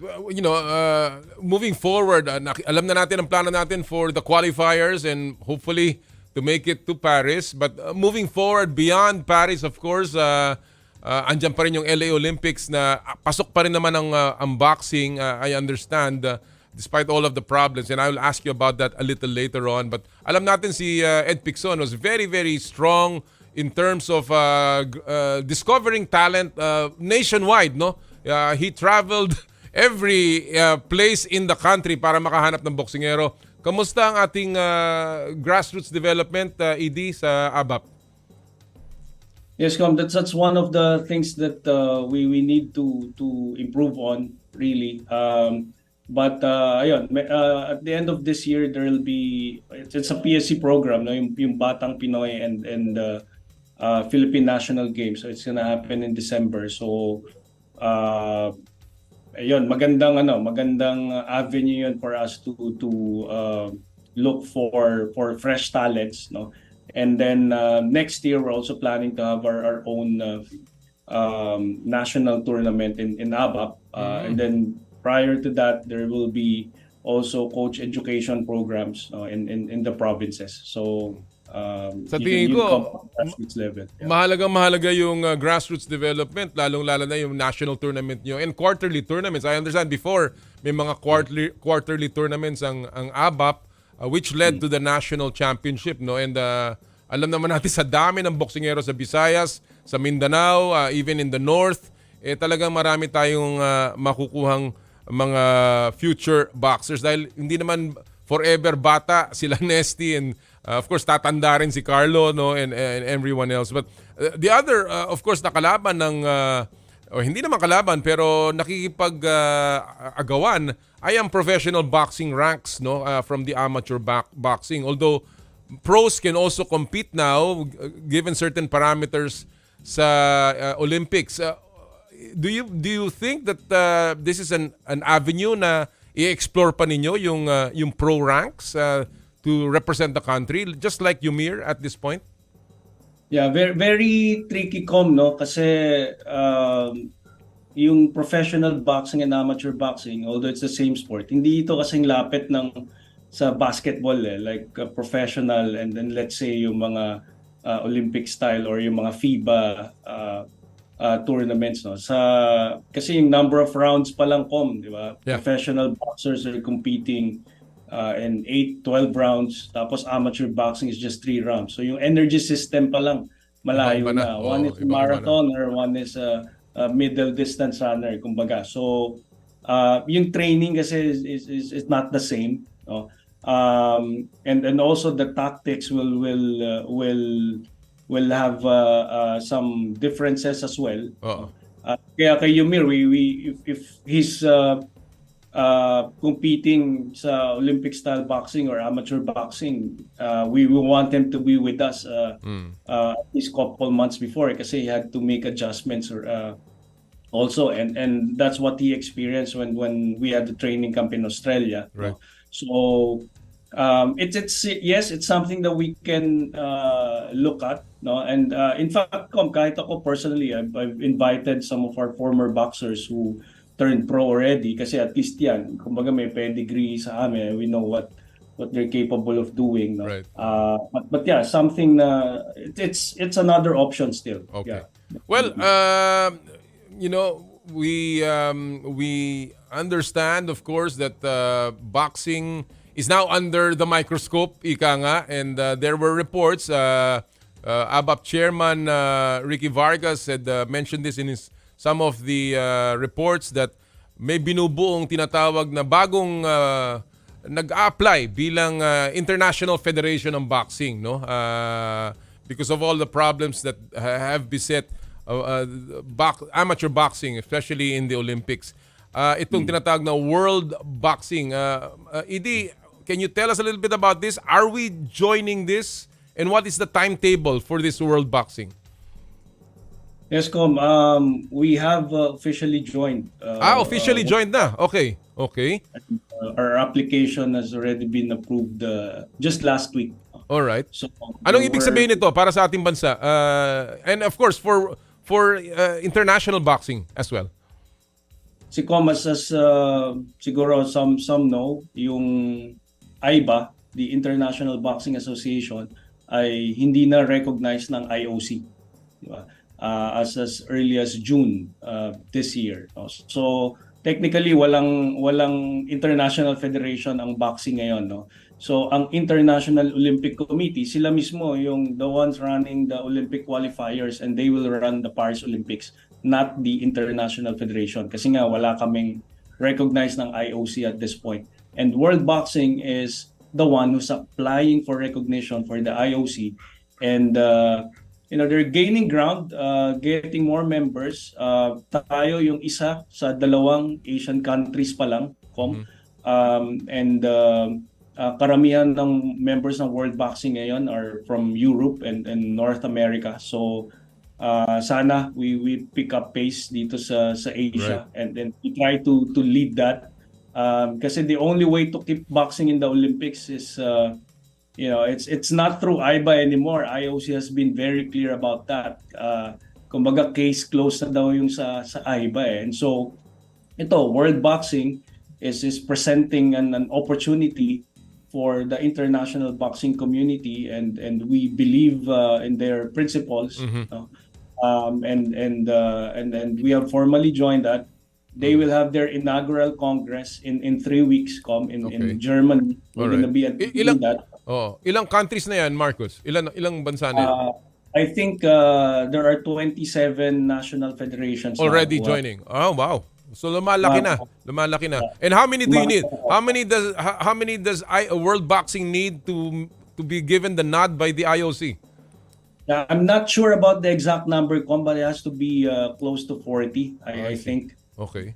So kasama kayo sa kampanya, kayo nangangampanya para sa World Boxing dito sa Asia. Yes, po. Oh, wow. All right. But that's the only way to keep boxing in the Olympics. Yun nga tatanungin ko. Is this a guarantee that boxing will continue? We know that it's about to be displaced. No, is that even a realistic thought na mawawala ang boxing sa Olympics? That was the case when AIBA was still recognized by IOC. So IOC has given AIBA a lot of chances to prove themselves. And then when AIBA was no longer recognized by IOC said, na okay, the boxing will be back in LA 2028. But now the status is on hold kasi nga wala pa silang recognized na international federation. Kasi they don't want to run the LA Olympics and the Olympic qualifiers again in 2028, diba? IOC wouldn't want to do that because they already did that in Tokyo. and then they're doing that again in Paris, so they don't want to do it the third time. No, it has to be the IF, and that's why there's a sense of urgency dun sa international boxing community kasi we Right. need the recognized IF, and we perceive in ABAP that world boxing is that IF. All right. Well, hopefully that is the pathway towards getting boxing to continue sa Olympics and of course giving the Philippines more chances to win that elusive medal pagdating sa boxing. Edie Marcos, maraming salamat sa oras na binigay mo. Good luck to ABAP. We look forward to our boxers making it to Paris and of course mas vibrant pa na programa para sa ABAP. Maraming salamat muli. Thank you so much, Com. Thank you.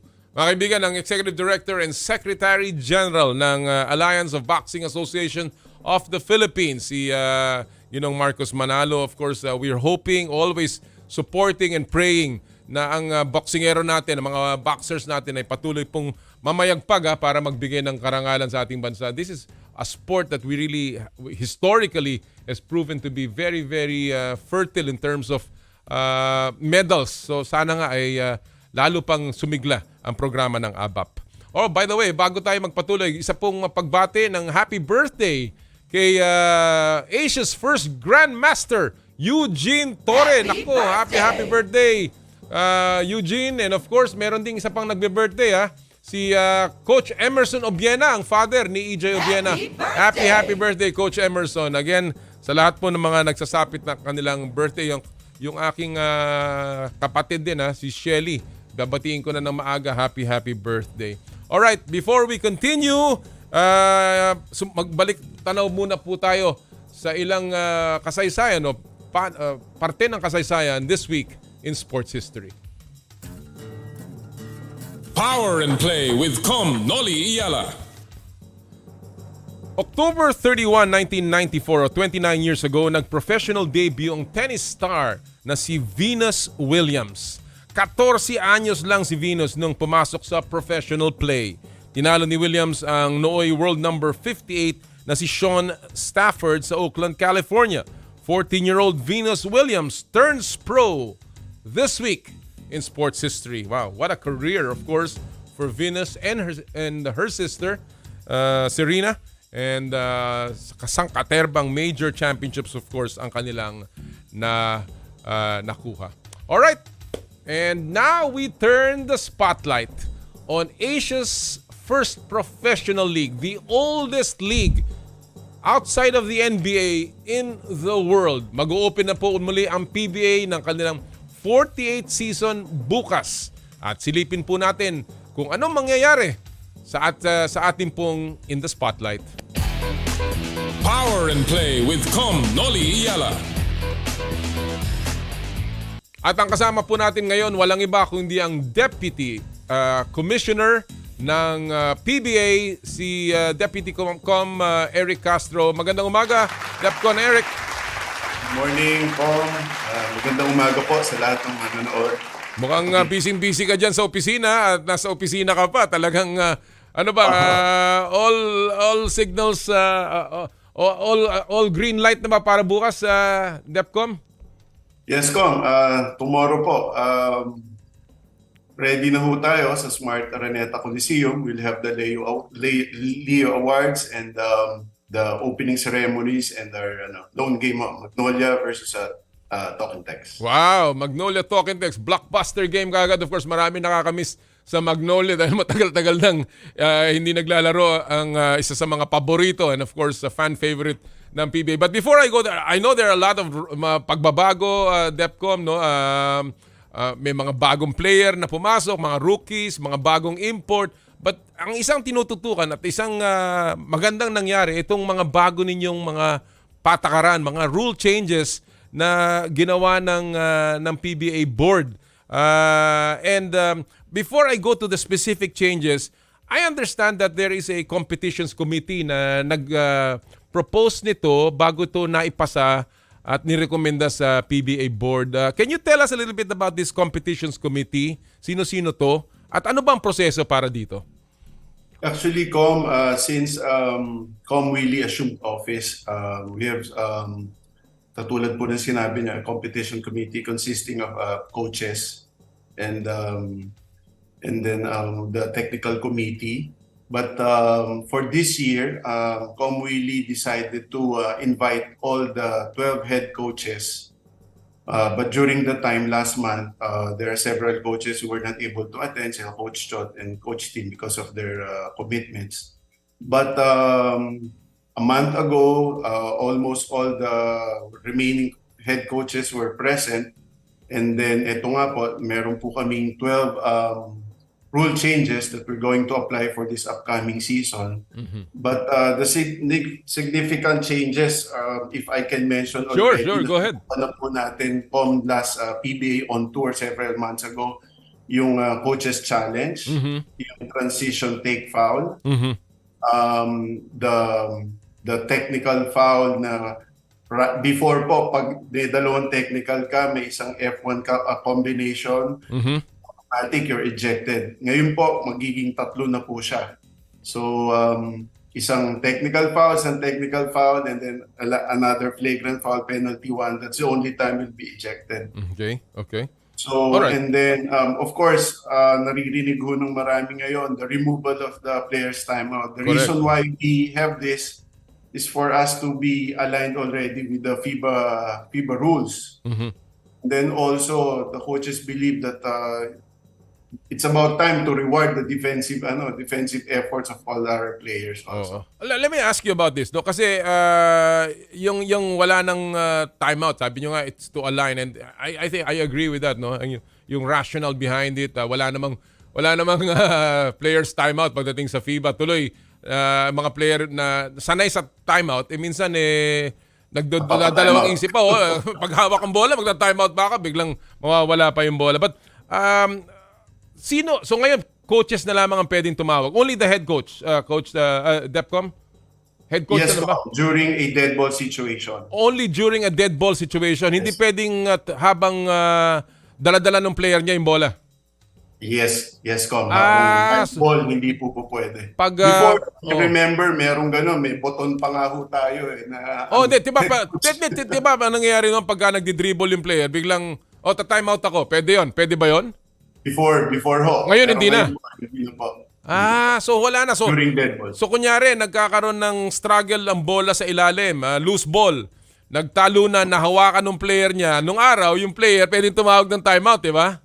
Tama po. Ngayon, wala na rin yun. Ngayon po, most likely, mag-jump ball tayo. Kasi yun nga ang gusto kong tanongin. Kasi pagdating sa ganun, mahirap malaman kung sino yung may possession. At alam ko, before you can call a timeout nung araw, kailangan clear possession ka, di ba? You cannot call a timeout na loose pa yung bola. Alright, that's very, very interesting. At least malinaw na yan na wala nang only on a dead ball pwedeng tumawag ng timeout. Opo. Alright. Okay, now let's go to the Coaches Challenge. What technical enhancements ang kaakibat nito, Depcom? Kasi alam naman natin yung Coaches Challenge, kailangan yan may clear and convincing evidence or video that will show that either palitan yung tawag ng referee or i-retain or a successful or unsuccessful challenge. Are we doing any additional technical enhancements para siguradong hindi natin ma-miss itong mga tawag na ito? Well, in regards to the technical aspect, our TV partner will share their technology yung ginamit po ng FIBA World Cup. That was very promised good to us. Okay. But of course, we will still use our own old school alam niyo yan, Com. Nung panahon niyo po yan. So, very reliable for us. Right. Different angles. Yes. Oo. And then, ayun ho, in terms naman ho doon sa PBA on tour ho, kasi we've experienced already regarding the Coaches Challenge na pag unsuccessful po ang challenge, nawawala ng timeout. So, we have adjusted that already. Successful man or unsuccessful yung challenge, hindi po mawawala ng teams ng timeout. But we will only give one head coach's challenge for every game. But if the challenge if is successful, you'll be given another one. Oo, parang So, NBA maximum din. of 2 lang po. Maximum 2. Oo, at the very least. Meron din ba kayong light indicator parang NBA, green light, meron bang ganon? Green light special tawag nila? Wala na po. Wala na, okay. Kasi maganda 'yun sa mga no. But all right. There is also a question na tinapon sa akin no. And I know it's probably funny and minsan but may nagtanong sa akin, yan bang coaches challenge? Halimbawa, na-reverse yung call. Pwede ba yung isang coach i-challenge yung coaches challenge? yung tinawag na yon. Parang inaapila. Magandang yan. Ha? Magandang tanong po yan. We haven't experienced that. Magandang tanong po yan, pero hindi naman siguro sasayangin ng kabilang coach yung challenge nila. Unless it is a very critical play in the last few seconds. Well, unless. Oh. But we won't allow it. One challenge na ho per ano. Per particular situation. Isang challenge lang. Yes. Okay, Yes. kasi in other words, parang you're challenging the coach's challenge, yung decision ng referee. All right. Itong transition take foul, DepCom, ano ba to? Ano bang parameters dito? And what was the rationale behind this? Well, the reason why we actually alam naman ng public na we have adopted it from the NBA. We've noticed also that during transition, nade-deprive yung offensive team of, we just wanted to make the game, yung flow ng game tuloy-tuloy. So if in case you're going to foul, you have to be in a legal guarding position in front of the offensive player. Okay. I'm sure the public are familiar also with our advantage foul and deliberate foul. So ang difference lang naman nung ito, if I may share, the advantage foul is there's no defense in between the ball handler and the goal. That's why the penalty is 2 free throws plus ball possession. Unlike sa transition take foul, only 1 free throw plus ball possession. Okay. Unless if your team is in the penalty. Oo. Dalawang free throw po. So there is an advantage foul, there is a transition take foul. Yung advantage foul ba parang sa NBA yun yung tinatawag nilang clear path foul? Iba pa ba yun? Yes. Pareho lang yun. Pareho lang. All right. Okay. All right. Plus you have meron itong yung double personal fouls magiging charged not as a team foul. Totoo ba yan? Tama po. Before po, hindi po na-charge yan sa team foul, yung double foul. Ngayon po, that's one of the adjustments that we're going to do dahil in line with also with FIBA. All right. What about the inadvertent whistle, DepCom? Meron bang bagong routine? Inadvertent whistle during a goaltending situation. Once we reviewed it before we always resulted into a jump ball. But this time, who gets the eminent control kagad ng bola, po natin ibibigay. Okay. Alright. So, ang dami po mga kapatid na bago ng nagagawin ng PBA. So, again, abangan natin to. But, DepCom, obviously, with a lot of these changes, how are the referees being trained? Paano kamusta ang inyong hanay ng mga referee, ang training ng mga referee? How is it coming along? For the past 2 months, we've been training during the off season. Actually, ito nga po yung pinakamahabang off season natin. That's why the referees are ready to go. And right now we have 23 referees to officiate the 48th season. All right. Of course, yan ang mga rule changes that are, I guess, within the game. Now, let me just ask you about naman outside of the game, DepCom Eric, no? Halimbawa, yung free agency. Kamusta meron bang adjustments na ginagawa kayo sa free agency? Because, again, I know that the free agency was made by then Commissioner Chito Salud para nga magkaroon ng teams, the bottom teams to have a chance to get better players, etc., etc. But ang nangyayari parang napupunta sa mga mas malalakas pa na team. How are we making some of the adjustments here? Meron bang plano ang PBA, DepCom? The first and foremost, yung sa 7-year free agency, dinefine na po ng board na because of the pandemic, We only had one conference back in 2020, and then back in 2021 we only had two. So we've adjusted it. Ang definition lang ho nung 7 years natin, kailangan ho 21 conferences. 21. Ngayon 21, hindi na 7 years. Okay. Opo, kasi ho, as we all know, 3 conferences in 1 year. Alright. So lahat po nung aabutan ng batch na yon, kailangan ho maka 21 conferences. Okay. Para po maging free agent. When you talk about the salary cap, DepCom, yan bang computation ninyo includes mga other things, endorsements, mga regalo, kotse, housing loan, meron bang ganyan? Kasama ba yan? Dinideclare ba yan? Alam nyo po, I would love to answer that, but si Mr. Junior Bengo po ang mas familiar po talaga. Po ang tagatanggap ng aming UPC. So kailangan pala sisihin dito si Junior, ha? Kaya na... Alamin ko po. At, alright. Okay. Alright. Let me ask you, bago tayo magano, kasi naubusan na rin tayo ng oras dito, DepCom, but meron lumabas na balita tungkol kay Quincy Miller and the failure to make the release by Converge kahit na hindi siya naglaro for them in a conference. Totoo ba to? Ano ba may kaso ba dito ang talk and text that they can appeal, and is the PBA intervening dito sa kaso ni Quincy Miller? Commissioner, to be honest with you, wala pa hong nakakarating sa aming formal complaint from Converge regarding that matter. So at this point, kumbaga, wala pang dumadating dyan na request na ito ba, kailangan ko bang i-release to or kailangan bang i-release ng Converge o tama ba yung ginagawa ng TNT? Walang ganon. Wala pa. So you cannot touch on this matter and give a preemptive opinion, DepCom. Okay, I understand. All right. Before I let you go, opening ceremonies ng PBA will be tomorrow with the Leo Awards. Ano bang ma-expect ng mga fans bukas sa opening ceremonies?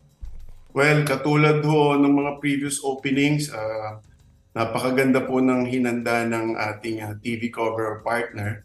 I don't want to again preempt kung sino ho yung mag-host and mga I hope you can drop by Araneta Coliseum tomorrow and watch our opening ceremonies. Kasi ito yung first opening in how many years?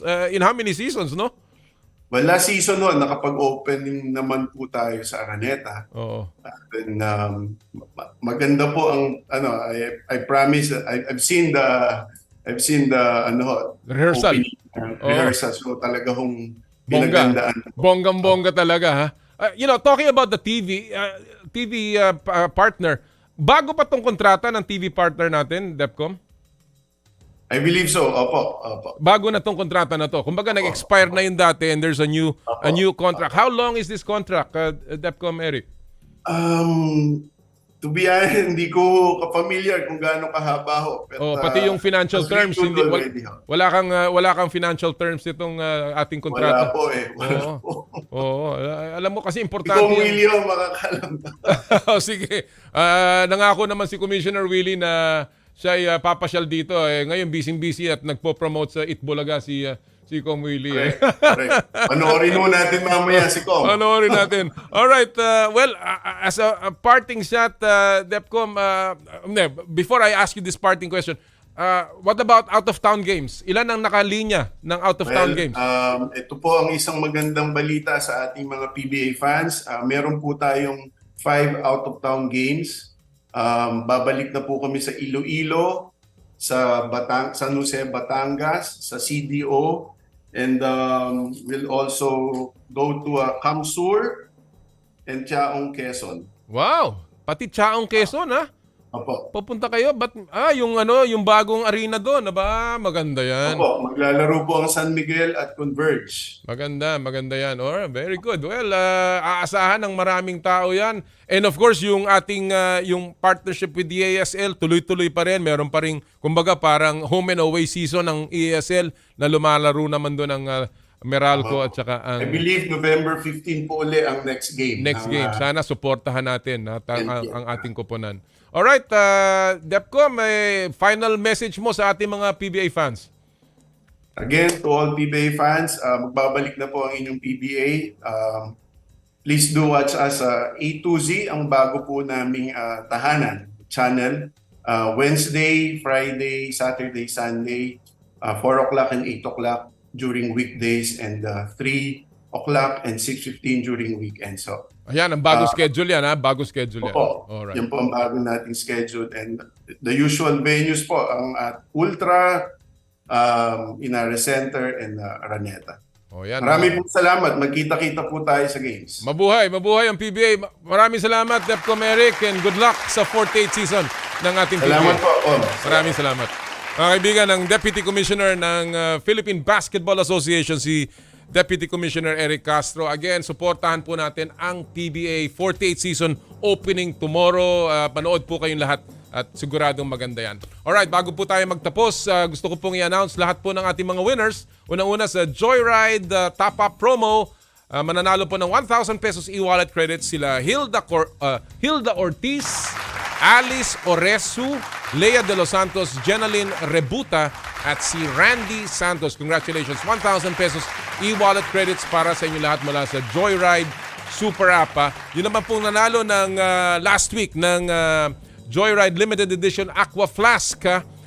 Again, reminder, ito po yung nanalo ng Limited Edition Aqua Flask. Reminder lang, yung mga driver partners na nanalo, you can get your Limited Edition Aqua Flask doon po sa opisina sa Marcos Highway. Tingnan natin po. Sino yung nanalo last week? Santi. Yan! Champagne na palit ang ating pong Joyride passenger at si Hermi Tamayo Besanyes ang ating Joyride driver. Partner Ewan, Joyride Limited Edition Aqua Flask. Ang ganda naman ang kuha nila sa loob ng Joyride car. And of course, ang mga nanalo po sa ating Pulso ng Bayan, hatid sa inyo ng M2T Drinks with malunggay, okra, and luya. Ang ating pong pinupulsan ngayon. Sino sa tingin nyo ang mananalo ng MVP sa Leo Awards? Bukas po mangyayari yan. Panoorin natin to. Ang una pong napili natin ay si Lerma Socorro. For me, Junmar Fajardo shows great skills and can be MVP Power and Play with Noli Eala. Maraming salamat.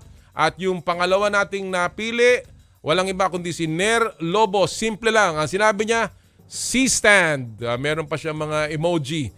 Congratulations sa inyong dalawa. You win M2T Drinks with malunggay, okra, and luya. And that'll do it for us this Saturday morning, first Saturday ng November. Again, lagi po natin sinasabi sa inyong lahat, mag-ingat-ingat po kayo at tuwing Sabado, bawal ang masungit. At sa lahat po ng ating gawain, ad maiorem Dei gloriam, all for the greater glory of God. Kami po ang 1PH, teleserbisyo para sa Pilipino. Susunod na po ang inyong paboritong inay ko po. Happy Sports Weekend, mga kapatid! More power, more play.